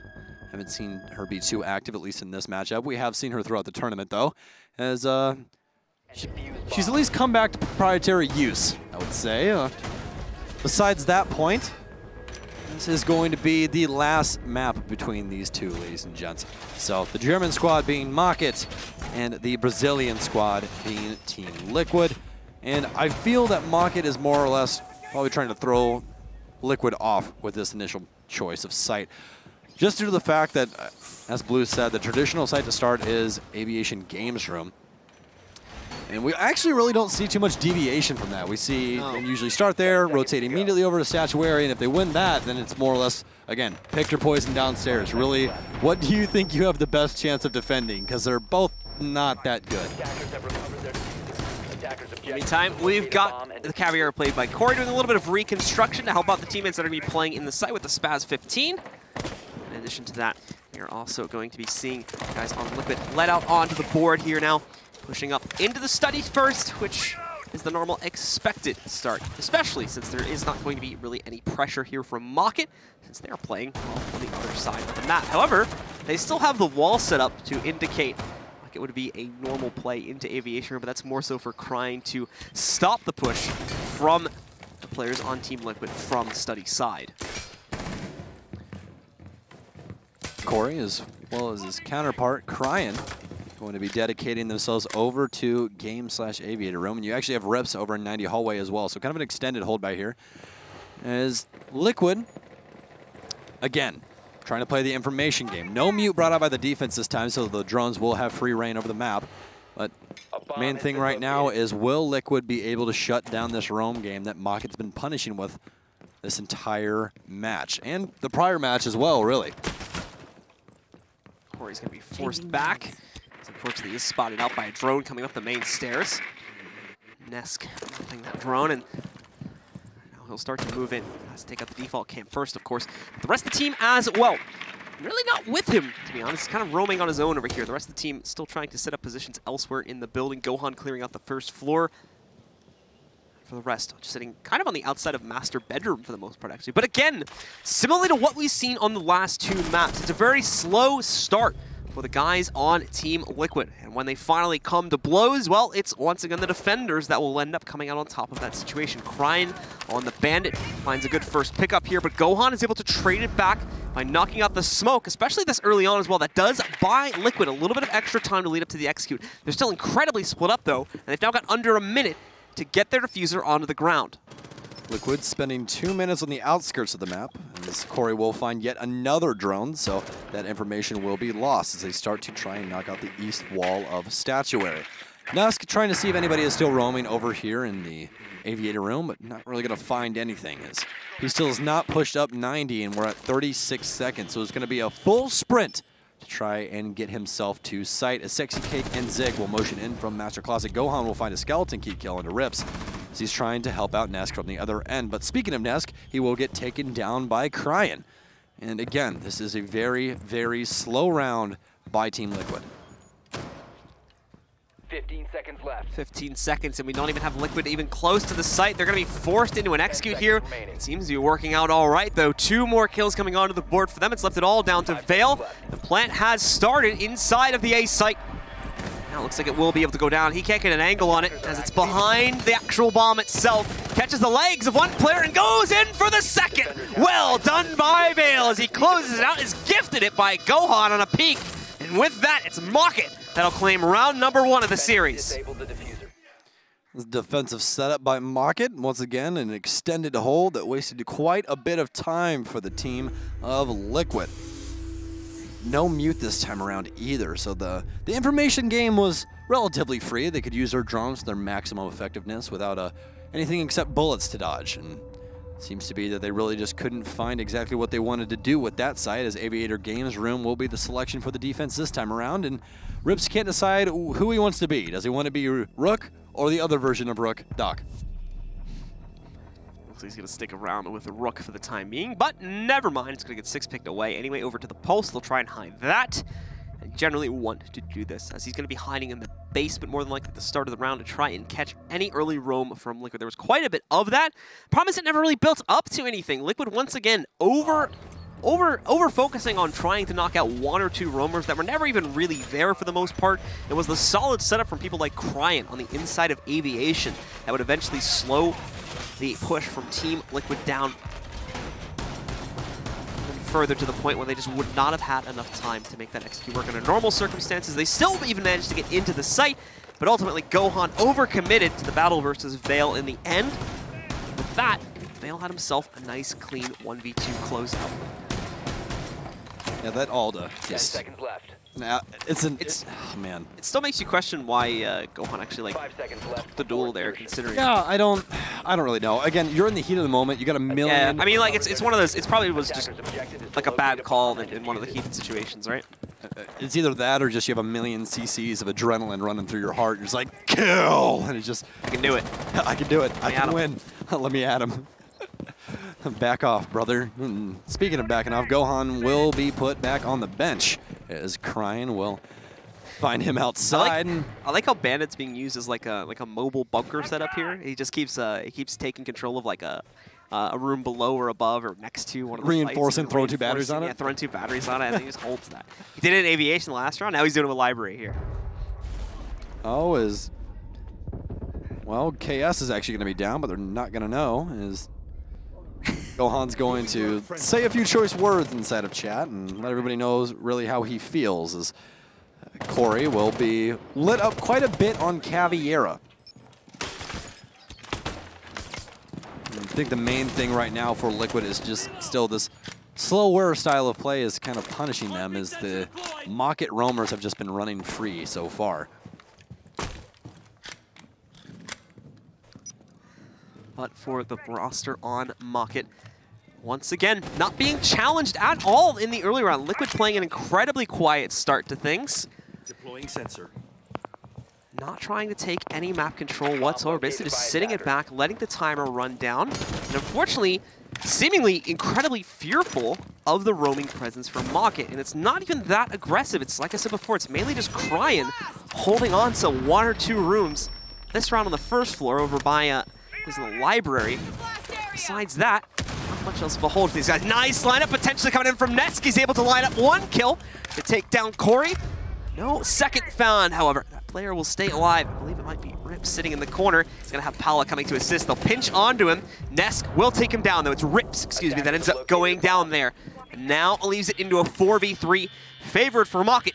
With the phone call coming in, you must expect the execute relatively soon. Liquid already learning their mistakes from before. The problem is the smoke is still alive this time, so he can start to waste down the timer, that is, with those toxic eggs. I think Mockit is surprising a lot of people at this LAN right now, as once again Liquid is starting to run out of time. Those toxic babes doing justice for the defense right now. 30 seconds left on the clock. Everyone's stacked up over here on Trophy Door, but bad news is it's Vale, it's Nalda. He's just going to repeatedly tap and see if he can get off any damage. Speaking of damage, Zig will end his existence. See if Zig can find yet another stun grenade, though. Going to actually put him in, as KS will take him down. Cryan and KS, the only 2 left alive. No diffuser plant just yet. Nesk going to find KS. Cryan will see Paula. It's all left up to Cryan. 1v2. Who has the diffuser? No one actually. I think this might actually go down on time. We're going to see if Cryan can find the kill, but no, Sexy Cake will finally find it for Team Liquid. And around the carousel we go again, ladies and gentlemen, here on Villa. Indeed, wow. We shall. And Liquid, again, just getting amped up with every round they win. They are furious right now, by the way. Yeah, there is a maximum amount of tilt. You haven't been able to tell. Even during the break between the maps, I was just constantly hearing them yelling. I've never heard louder Portuguese in my entire life. In my entire life, ever. So Liquid, honestly, need to calm themselves down a little bit, as I feel like that could come back badly if they don't get that under control. It's like we said, we've already seen some frustration from them in between. We've had even, I would say, verbal arguments between players that's been happening during pauses, it looks like. I could just be misinterpreting it, of course, we can't actually hear. And even if we could, we probably couldn't understand what they're saying, but it definitely doesn't look friendly, that's for sure. Yeah, the hand gestures especially are just really kind of giving it away on how heated things are, because we know you guys can't hear them. It's not Norango, that's for sure. No, definitely not no Norango. Those guys, it was smiles, not or what was happening. Smiles and hand dances, that's all you really need. Yeah, smiles and hand dances.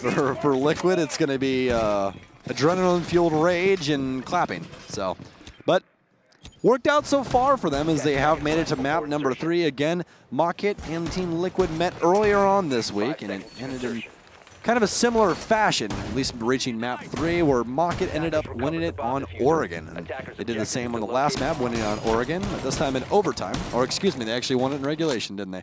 They actually ended up winning that one 7-5. So, but their first map was Border, if you guys are just joining us, where Liquid won that one in overtime, where the last time they played Mockit on it earlier this week, they actually ended up losing 7-2, so some good adjustments by them. Let's see if they can continue on that here on Villa. And once again, it just seems like the battle of willpower, really, from both of these teams as we just go around, around, and around again, as Corey will don Caviera once again.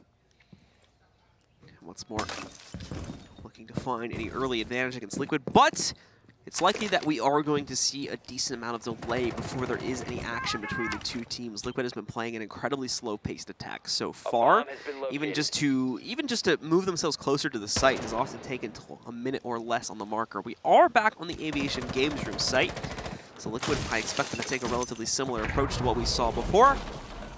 More than likely trying to get control here over towards the red steps and then move up from there to the inside. So we didn't see a whole lot of study usage trying to get them into the inside. We even have Nesk already droning out those red steps to try and look for some control there, but he won't stay with it. He's actually going to back away and regroup with his teammates somewhere else. Might be heading down to the garage, in fact, to try and clear out the basement first. Nesk once again on the Ash, as he's most notably known for, and be halfway through the round, but the man is still outside over in the ruins area, as he is going over to join Liquid on this south side. They're going to end up pushing steady at the end of the day. So we'll have them in position there. We can already see Hilana trying to blow open. A few holes for these guys to play with, but it's only given Vale a point of view to shoot from, and he's even got Games table to work with as a little bit of extra cover, so it's certainly not going to be an easy frag to find if we see Liquid committing to it. There we go, Maestro trying to get some damage off onto the feet of Zig. In fact, he does do that. They'll still be able to transition past it anyway, getting them over towards the main steps into the 90 hallway where they have the possibility of pushing the inside. There we go, he's down. Gonna confirm it? Oh, Corey! Could have had an interrogation there, my man, but he will confirm Gohan as Paula will find one of his own. KS and Kryan follow suit. Zig. And no, actually Paula, excuse me, KS will go down. It's a 2v2. As Corey is all the way downstairs, it's going to be left up to Rips to try and rotate back in, and Corey's actually over on the main stairs. Paula has so little health. So little health right now, and Corey's pistol can definitely do some damage at Legion pistol. 10 seconds left. So much damage on that as Rips will rotate in. Will he be able to find... Oh my gosh! Ow. An instant trade! Back and forth. Rips and Corey, excuse me, not a trade, but instantaneous frags from Mockit. And they will win yet another defensive round. And 2-1 is the scoreline between these two teams, as we are 3 rounds away from offensive-defensive rotation. He just caught the other kill there again with Mockit. With Mockit being able to shoot ahead once more. Now in a 2-1 lead. Obviously, they're taking 2 rounds to accomplish that. They are going to end up going back over to Trophy Statuary, and yeah, that's a Tachanka pick. That was a full Tachanka pick right there, which will I expect to be 6-picked away. It's going to be 6-picked. Yeah, there it yeah. is. Okay. Or just into the other arguably meme pick for defense, which is Caviera. Like this is the rank star set right here. Tachanka, Caviera. That's what you have to play. That's it. That's all you need to know. But, I mean, hey, it's been working out for him so far. Certainly has. Oftentimes saving it for the late round as well, instead of the normal position where it would get him kills on its roam out in the hallways there. Said whiffed at an opportunity for an interrogation in the last round as well. Just went straight for the kill. One, there was a bit of a time limitation on him. Not only that, but I think he was a little bit worried about another teammate being with him, so just wanted to get it confirmed before he crawled back behind cover. Into the round we are, and back over to the original site that Mockit won back on the first round. They are going to try to do the same thing again here against another push from Liquid. Mockit will restart their statuary hold that worked for them one time before. But they are going to be able to go back to it already due to the fact that the offense has won 1 round. That will be the rotation parameter met so that they can go back. It is a 2-round rotation parameter, so that means you have to have 2 rounds off of that site before you can go back to it. That's exactly what they had right there. Is they failed once, but finally came back again over on the other site. So, as Nesk will rotate himself up onto the top of Stable Yard at least.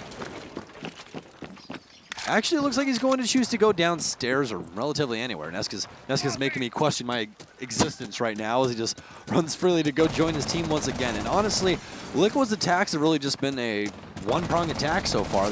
They've had Paula, you know, like behind and possibly go for a late flank every once in a while, but it doesn't seem like they've really had many other things happen so far. The problem is when they try to go for those tactics, it takes them far too long to actually get to the execute. So I think that it's become kind of an unreliable thing for them to try and aim for, and as such, they've been sticking with these more conjoined takes.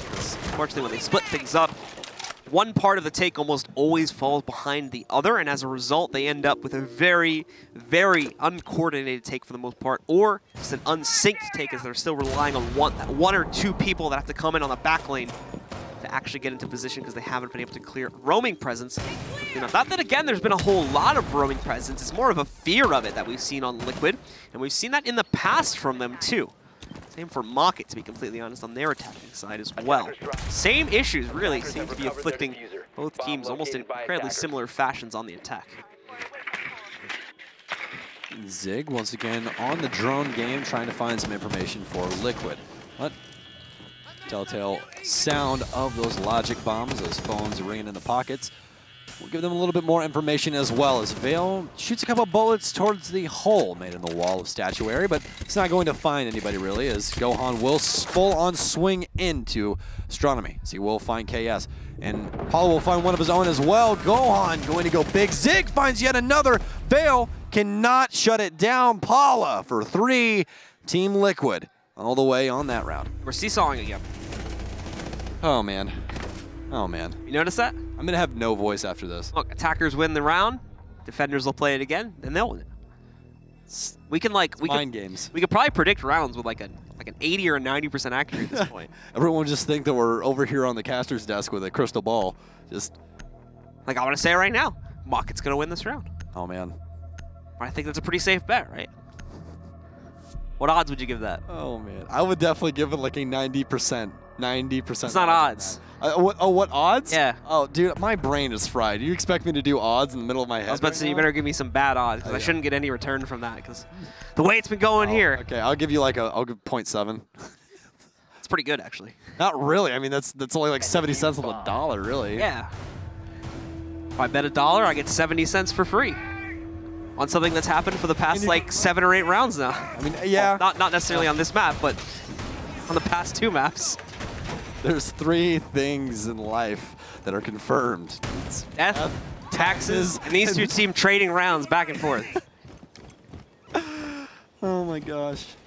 Oh. It's been a heck of a day. Yes, it has. Liquid and Mockit are stressing me out so far, man. Oh my goodness. 10 seconds to insertion. I don't even know who is going to win this. That's the thing right now. I lost that capability on the second map. To be completely honest with you, I stopped trying to guess it on the second map. Let me level with you viewers at home real quick. I came into this and I was like, oh yeah, Liquid's gonna have made the adjustments. This should be pretty. That's what everybody thought. This is gonna be a breeze. That's what this is gonna be, and it's been anything but. As Mockit is putting up a fight right now. Wasn't this group supposed to be like the semi-predictable group as well? Yes.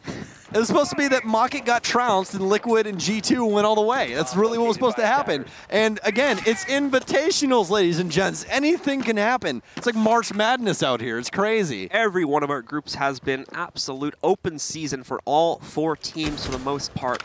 Only a few teams bowing out without putting up at least a bit of competition into the mix here. As such, it's made for a very exciting, but indeed a very long group stage here over the past 3 days now. We do have the members of Liquid well up onto the board, of course, including Rips along with Corey trying to play together to defend the Aviator Games Room side of the map. Corey just practicing his QECing there for a moment. He gets himself ready for an eventual push, which he would hopefully get from somewhere towards the study, but I don't think that's going to be happening as Liquid is not playing into this. Liquid are, again, clearing out the first floor, and I believe after that, probably going to try to collapse together once again, as they've been big fans of these conjoined takes for pretty much their entire attacking side so far. once again, Mockit able to identify this out. I honestly feel that Mockit is just waiting for them to make an adjustment where they try and do a roam clear, and it just never happens on the initial round. They go, oh, they're just going to do a conjoined push once again. Okay, we'll just set everybody on site. And actually, speaking of roam clearing, Nesk is full sprint through the basement with his pistol, allowing him to move just a tick faster, ladies and gentlemen, if you guys did not know that. If you have your pistol out, you move just a little bit faster, so Ash's 3 speed is now like 3.1. As she does rotate all the way back over to her companions on the east side of the building. And so we'll have another conjoined push with everyone going in through the master bedroom. And they will have to start this relatively soon because similarly to a lot of other rounds in this series, once again the timer will continue to draw down past that 1 minute mark, leaving Liquid with not a whole lot of time to complete this execute. They need to get to the statuary as soon as possible. Most importantly, they also still have to clear out the entirety of Astronomy before they can reliably do that. Otherwise, they're going to be taking a massive risk of just getting shredded by the members of Mockit when they attempt to do so. Phone calls come in. Corey's going to get caught out about halfway up the steps. A nice pinch from the members of Liquid to take care of him. KS, in the meantime, is also in a difficult position, and we see Cryan get eliminated once again by the members of Liquid. Rips, however, trying to turn it back around, but Zig is able to manage him, taking him out. Zig, in the meanwhile, will be able to go for the plant. Paula with a great position, makes quick work of KS, leaving only Vale once again in the fight with the Alda in a 1v2. He's tunnel vision onto that bedroom doorway, but the shot's coming from his left. Should give him clearance, and oh my god, Zig! You literally walked right into the spray! Vale is given another 1v2 victory, same site as well, if I remember correctly, and he is allowed to get the defuse off to win the round for Mockit.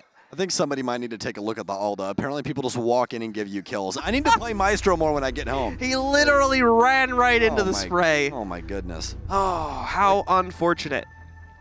And I don't even know, man. Oh my goodness. You can't make this up.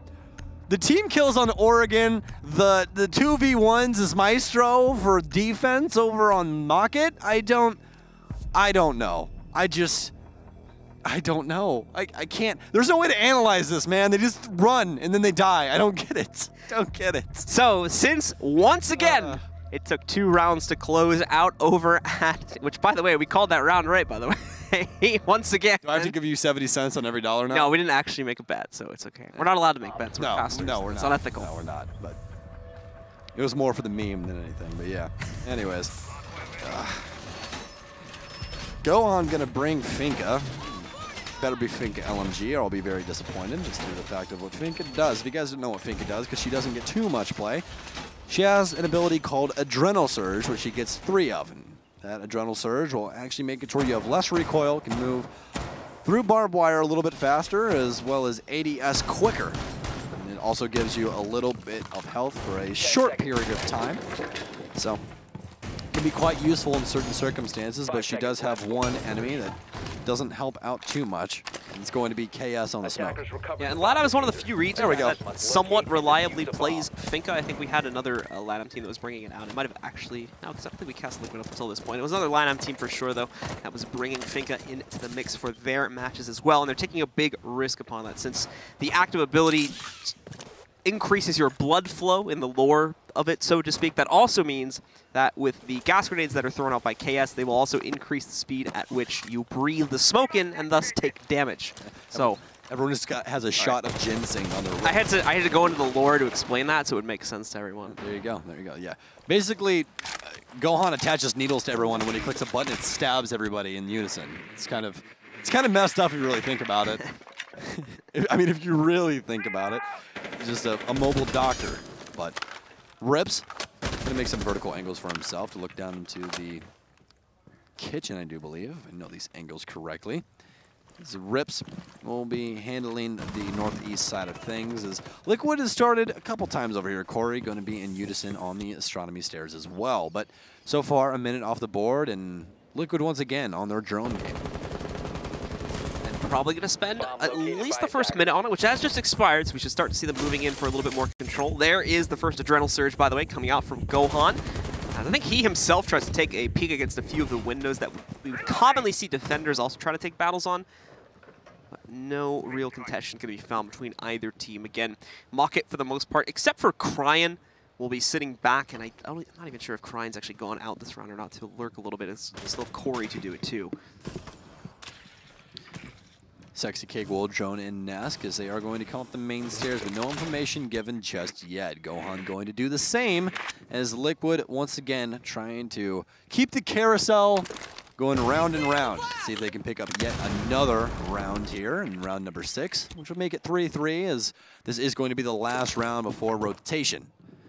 Nesk going to be laying down on main stairs waiting for a flank from Corey, who's pretty close right now as the Adrenal Surge will come through from Gohan. The biggest thing with that is it actually makes pretty loud pulsating noise, which sometimes makes it very difficult to hear. So you guys can hear that right now as it will go away. It does not last very long, ladies and gentlemen. As Caviar will be seen, Nesk will be able to take Corey's head off for him as 30 seconds are left on the clock for Liquid. Once again, it's going to be another low time to execute here. What else would you expect in this game here? Nades going down through 90. Zig elsewhere is able to find a kill that gets him onto the inside of the site, pretty much on his own, but resistance comes in from Rips. It's short-lived though. Doesn't even fully confirm a kill. Nesk with another pickup again against KS. It's all on Vale in a 1v5. They're not going to line up for his spray this time. Nesk finishes off the round, and we continue to seesaw as Liquid pick up another round. At this point, it's just kind of comical to me that Team Liquid's logo is a horse. Because that's the exact thing that's on a carousel. So, I mean, dude, this is getting to the point. I've never seen a match like this in my entire life where every single map is just round and round and round and round, back and forth across the board. I've seen little stints of action where it's like, okay, we picked up 2, and then they picked up 1, and then we picked up 1, and they picked up 2. I've seen it like that, but I've never seen legitimately back to back to back to back to back to back rounds over and over and over again. It's actually insane. The only time we didn't have that was on the first half of Oregon, and maybe for like 2 or 3 rounds in the first. No, it was 3-3. It went up 3, and then they came back to 3. Yeah, but it wasn't seesawing. At least it wasn't like exactly. Win, lose, win, lose, win, lose. It wasn't like exactly. that. But still, it's like every way there's a pattern between these two. I think these guys are just up in fate. Oh my goodness! All right, a little bit of Portuguese going back and forth between these Brazilians as the head coach has a few choice words for his troops, trying to figure out what they can try and adjust on their defensive set as we just hit the rotation parameter here, ladies and gentlemen, for at least the offenders and the defenders, as Mockit will take up the mantle of the offense. And actually, this will be our very first casted Blackbeard here for at least you and me. We haven't seen him yet so far in the tournament by anyone, as he immediately will get six-picked as soon as I say that, and Corey will pick up Ash. He got 6-picked so quick, he's not even going to show up on the stream, more than likely. No? I promise you guys it happened. Blackbeard fans out there, continue to wait. Poor Zeronic. He literally has it tattooed on his hand. That's how dedicated he is.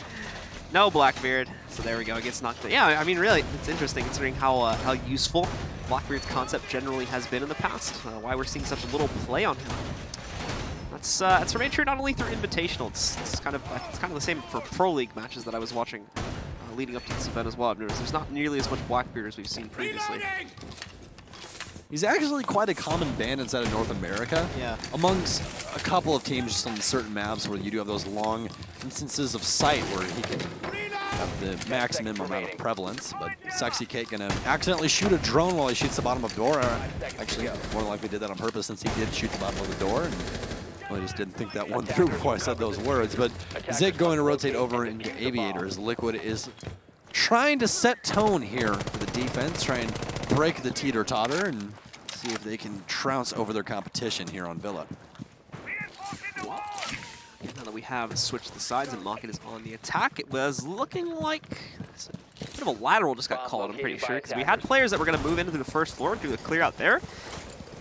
And now they've switched up. It's going to be Corey, who originally was going to go into the study, going into the side, kind of on his own, I think.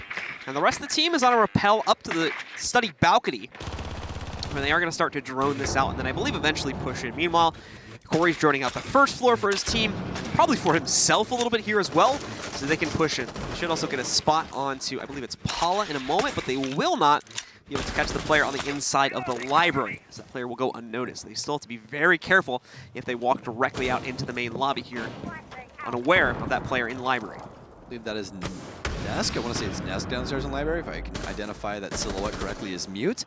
But Jaeger being played by Paula, is going to maintain his presence on the stairs. He's not even one to give an inch, as Corey will not open the library. And I believe that they know that Mute's in here since that phone call came through for KS. And yes, it is indeed Nesk, and he's playing the shotgun SMG-11 setup. He's going to take quite a distance for the reflex. Paula going to be able to find KS, though, and immediately gets ripped by Rip with the T95 of Ying. Nesk still going to play his life downstairs, as he doesn't think that he's been found out just yet.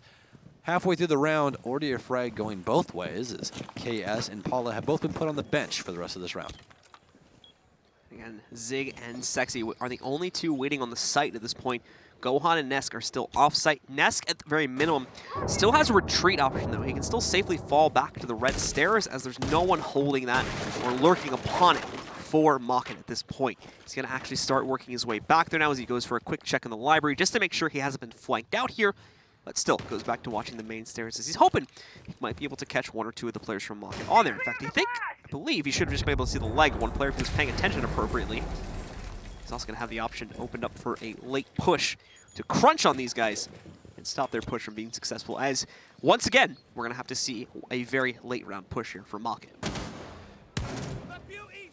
And Mockit seeming to fall under the same trance of just stalling out just a little bit, but Corey will liven things up with a kill and a Zig, as that will make things in their favor. 4-3, at least on body count. Nesk is still downstairs just waiting for his rotate. He's going to rotate up late, but he will find Cryan, and Sexy Cake will get one of his own under Rips.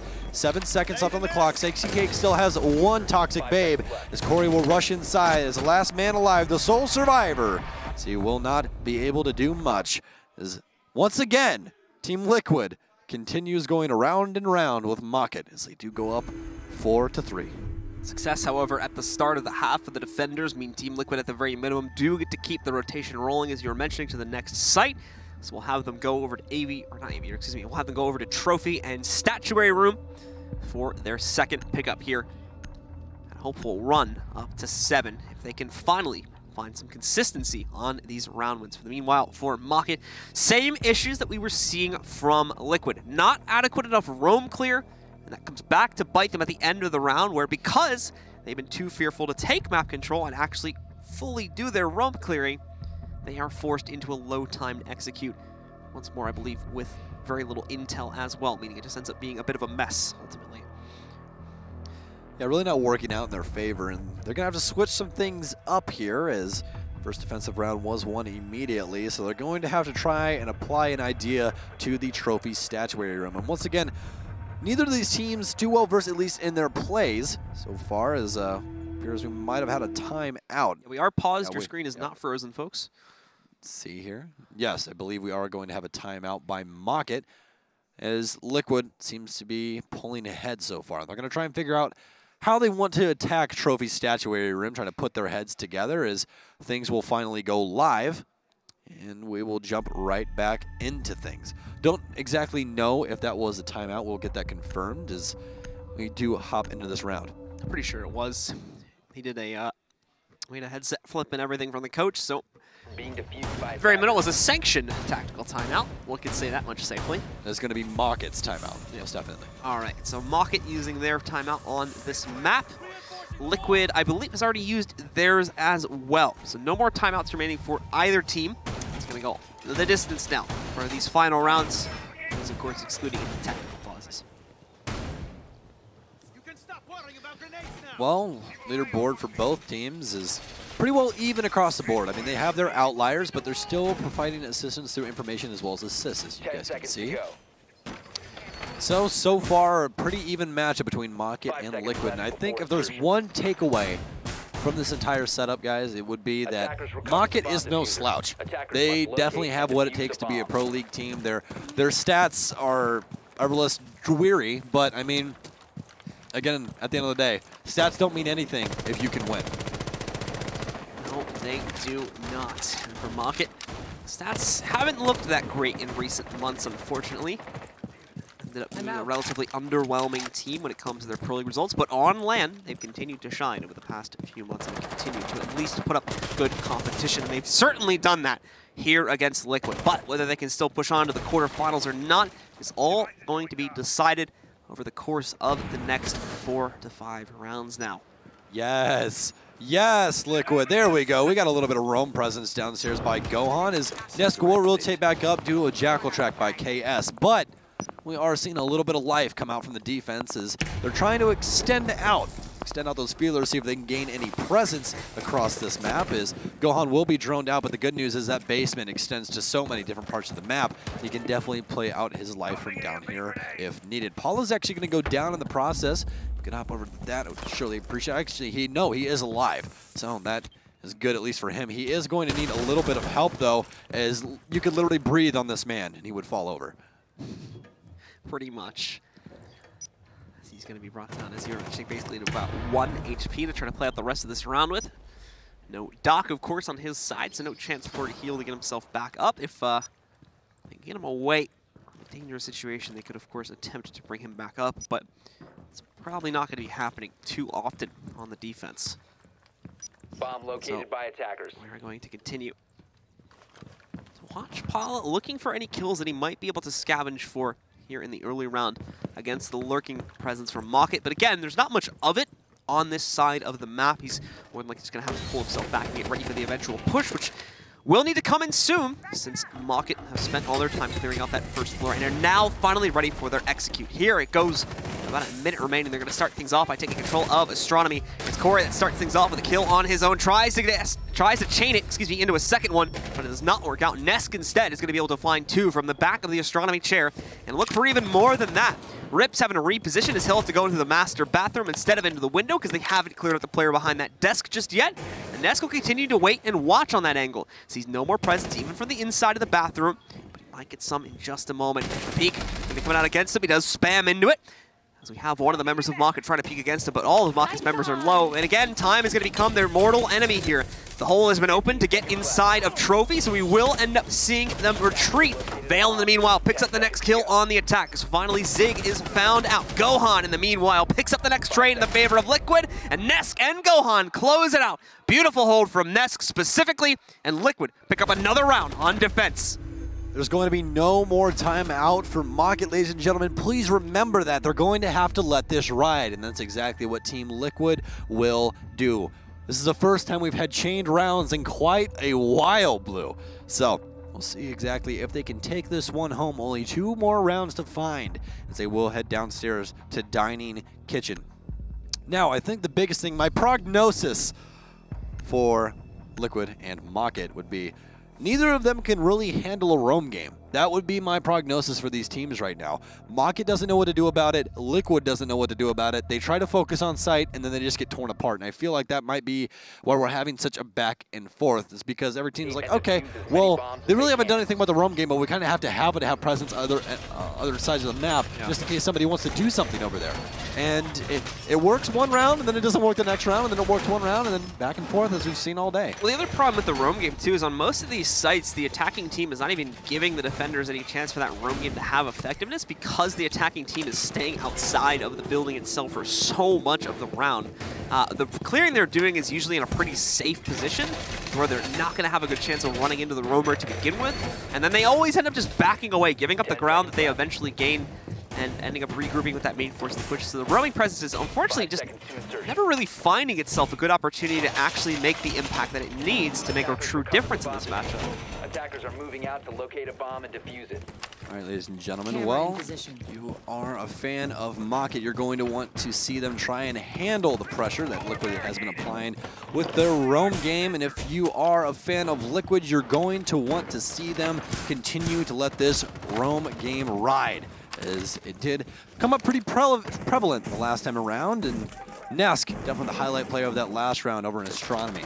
Even though he did not have much presence on the roam due to the fact of KS Jackal tracking him, but still had quite a bit of presence overall. Him and Gohan really just ripping everybody apart. Master Math is going to be the first point of contact for the members of Mockit as they'll move in and take control here. Brian already on the inside with Rips joining him a moment later. Ooh. Zig, however, finding success on the Nitro Cell. More than likely to give credit to Gohan on the support for that as he found him out. Now he's got his. Looks like he manages to get away, however. I believe that ended up being potentially Brian. I think that was up on top there. And bye-bye to that shield plate. Did not want to give the enemies a chance to pick up any of those plates. Yeah. Nesk definitely won't have a chance because his head's gone, as Val will remove that for him. So we do even the playing field out, but that also means no more Zophias, as Nesk has cams that, you know, stick up after he dies, so his utility will stick around and be able to give Liquid even more information, as they're actually having quite a bit of sight presence from downstairs with those nitro cells, so it's very, very good. But both of those nitro cells are already gone for the defense. Zig finding one with his, but Gohan not even finding a tick of damage with that nitro cell. Doing the walk up. Wrapping all the way through the red carpet hallway up to the red steps. Actually being allowed to do this for free. And again, this just highlights the lack of a roam game with him being allowed to all the way up to the site, basically. It's going to be the second roamer, right? Actually, excuse me, Gohan was playing site. I apologize. So that is going to be a site presence gone, as Corey will take out one of the soft walls that takes in towards the dining room, as he will immediately rotate over to the red hallway and see if Paulo wants to have a gunfight. And Paulo's just going to play his angle, as we've seen Liquid do for practically this entire match. Just play slow and let Mockit try and fold in on themselves. Got Sexy Cake gonna make the push forward, but the 590 will not give him any success on this round. Corey shuts it down. A nice find from Paulo reverses their luck, however, and puts it into a 2 versus 3.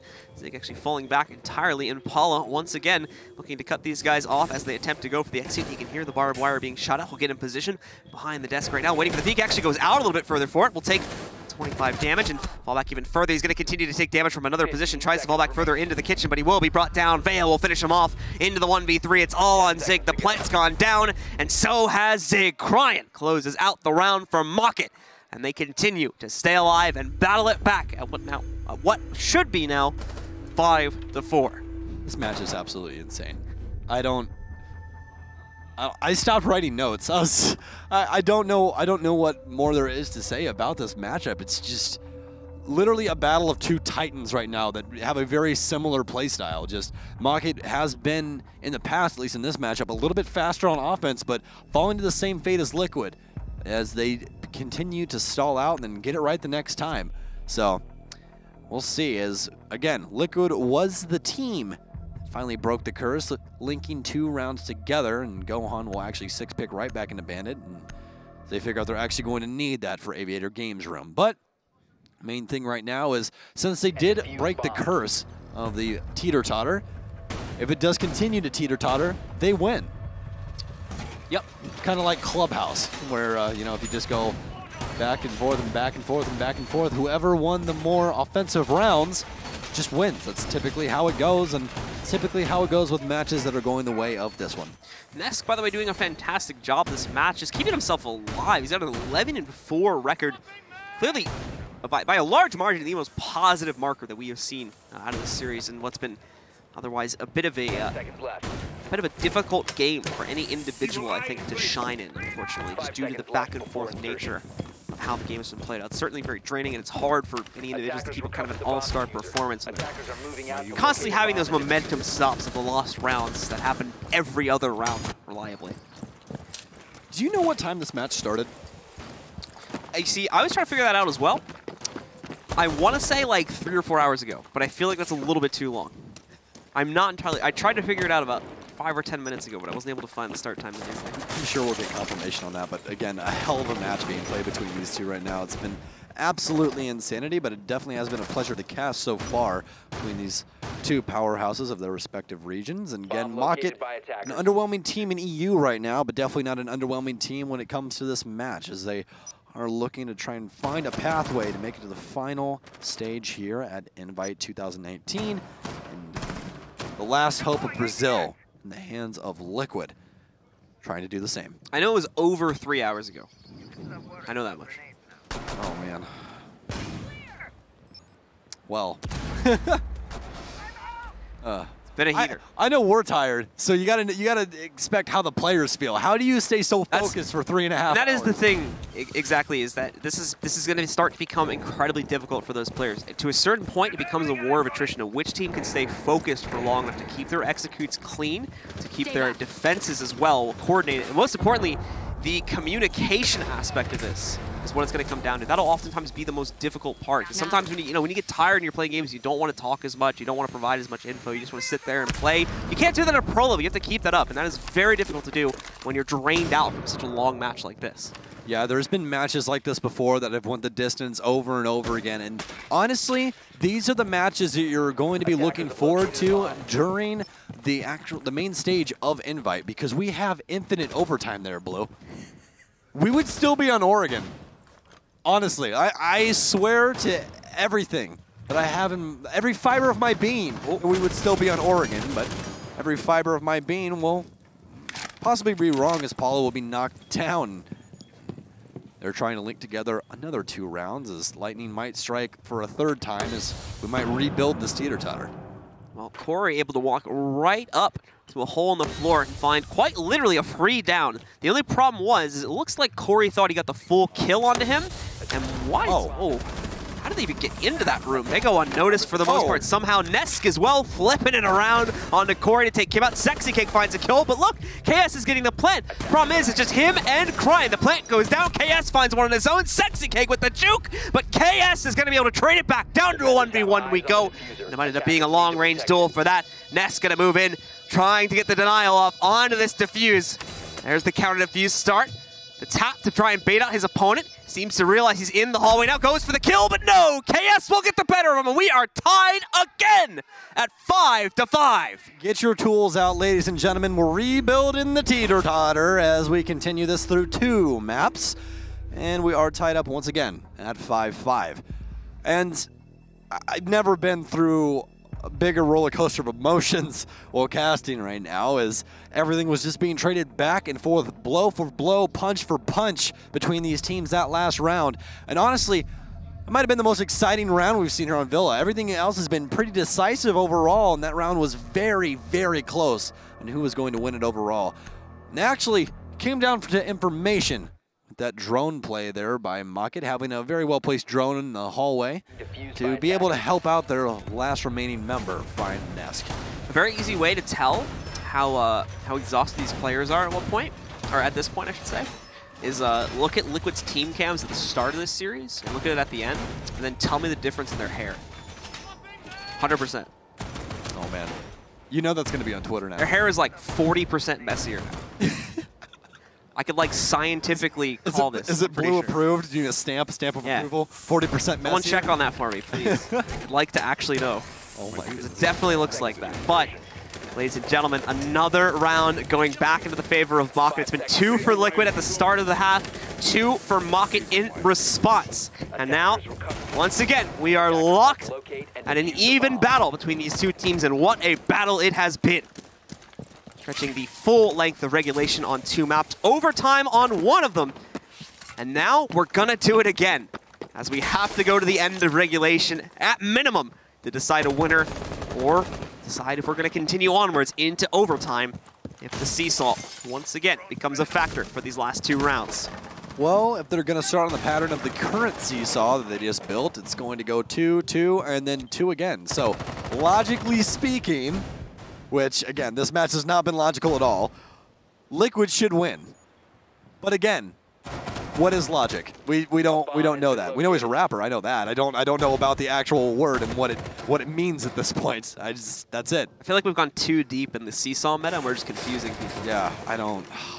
We have to sort out our own meta with the seesaw here before we push it on the viewers. You know? Remember when we said that it was just a defensive meta, and that, you know, a good split from your offense would be a good thing, and now Liquid and Mockit are just proving that wrong, and that it's just back and forth constant, and you just punch each other in the face. Yeah. Yeah, this is wild. So, Mockit on the attack. In fact, very quickly approaching the site. Liquid's roaming presence, for what little of it there is almost entirely sitting directly below Aviation Games Room. They do not have anyone over here towards Statuary Trophy, and I don't think they have anyone on the first floor in this part of the map either. Thank you once again, Marciu, for giving us a little zone over here. They've got 4 players sitting upstairs in the site, and just Nesk hiding down below inside of the art room, trying to hold off, and once again, acting as a bit of a late push to try and crunch the execute from Mockit. But of course, Corey himself is going to look to try and stop this, as he is doing roam clear right now. Corey once again as Blue stated, trying to hunt down a couple of roamers, but under the minute mark already, and no damage done to literally anyone. And it seems that Nesk on this mute has been a big deal, as Gohan will catch a couple bullets into the tailcoats, and Corey will be met back with another riveting bullets to his face as well. So he will get knocked down below half health, and things are going to start ramping up here in the last 38 seconds. The Jackal track will go out. It's going to be at the man at the top of stairs. Gohan will be found, and Gohan will be killed by KS, as he is looking for a rotate downstairs. And you guys can see that the wall. Zig still playing on site as Meister as he holds a tight angle in the hallway. And Nesk is still on the flank as Corey's trying to find him. But Nesk playing very safe inside of the vault. There's only 15 seconds left. I believe Corey's actually going to wait out the timer and see exactly what's going to happen down here. As more or less his focus is just on the downstairs. 8 seconds left. He's trying to have effect. It looks like they're playing for post-plant already when the plant isn't even down, and it's not going to happen. Rip's going to get ripped apart. Paula, Sexy Cake, everyone on Liquid going to find a kill, ladies and gentlemen, and that's going to be match point for the boys with the Blue Horse logo as they're looking to close it out here on Villa.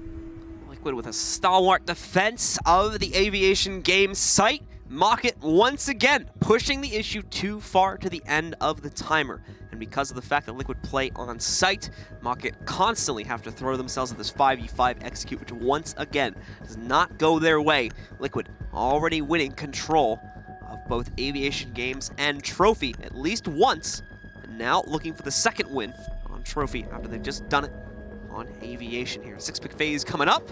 It's not like we're going to have any use though, unless Gohan wants to go for a swap himself.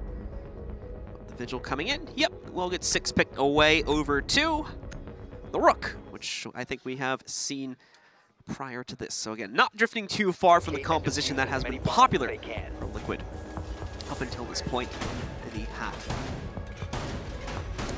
So, rough guesstimation. Yes. Educated guess. I'm going to assume we're right around the 4-hour mark here with the stoppages as well as just the back and forth play. And oh my gosh, this has been absolutely an insane day. I almost feel bad for our co-casters that are going to be following us up after this, which is going to be Emzo. He is back, ladies and gentlemen. Flynn, as next match will definitely be going late into the night.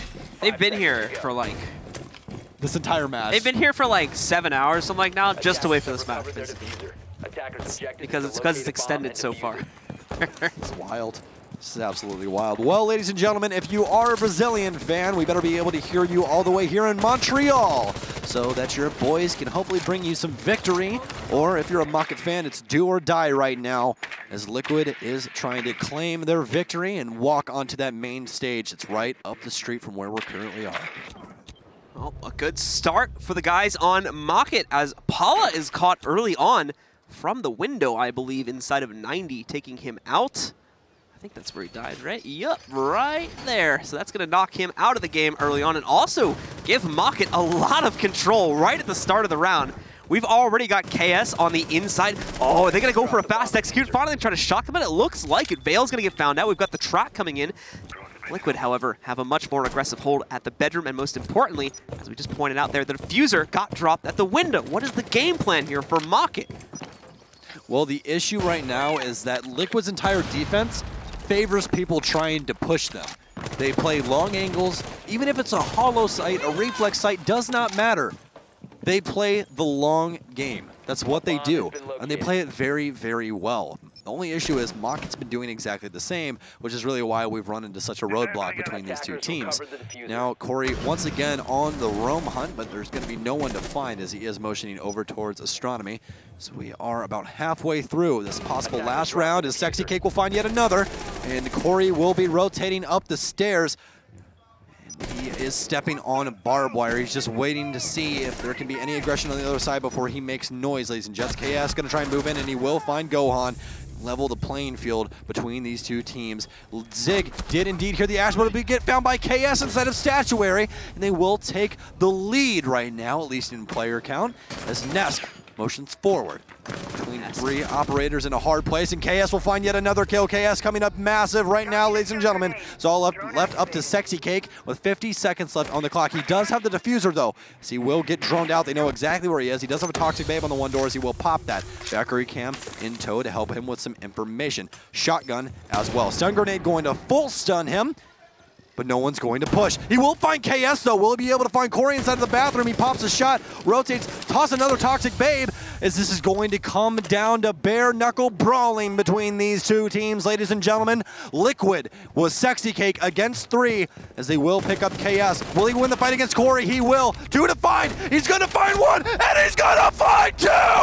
Liquid to the main stage, ladies and gentlemen, as an exclamation point will be put down for the Brazilians, the only Brazilian team to make it to the main stage. Oh my goodness. And it's Sexy Cake to close out, just like we saw on the Oregon clutch, the 590, getting it done for Liquid and pushing Sexy Cake and the rest of the squad into the main event. Hold that horse up high. You've earned it, Liquid.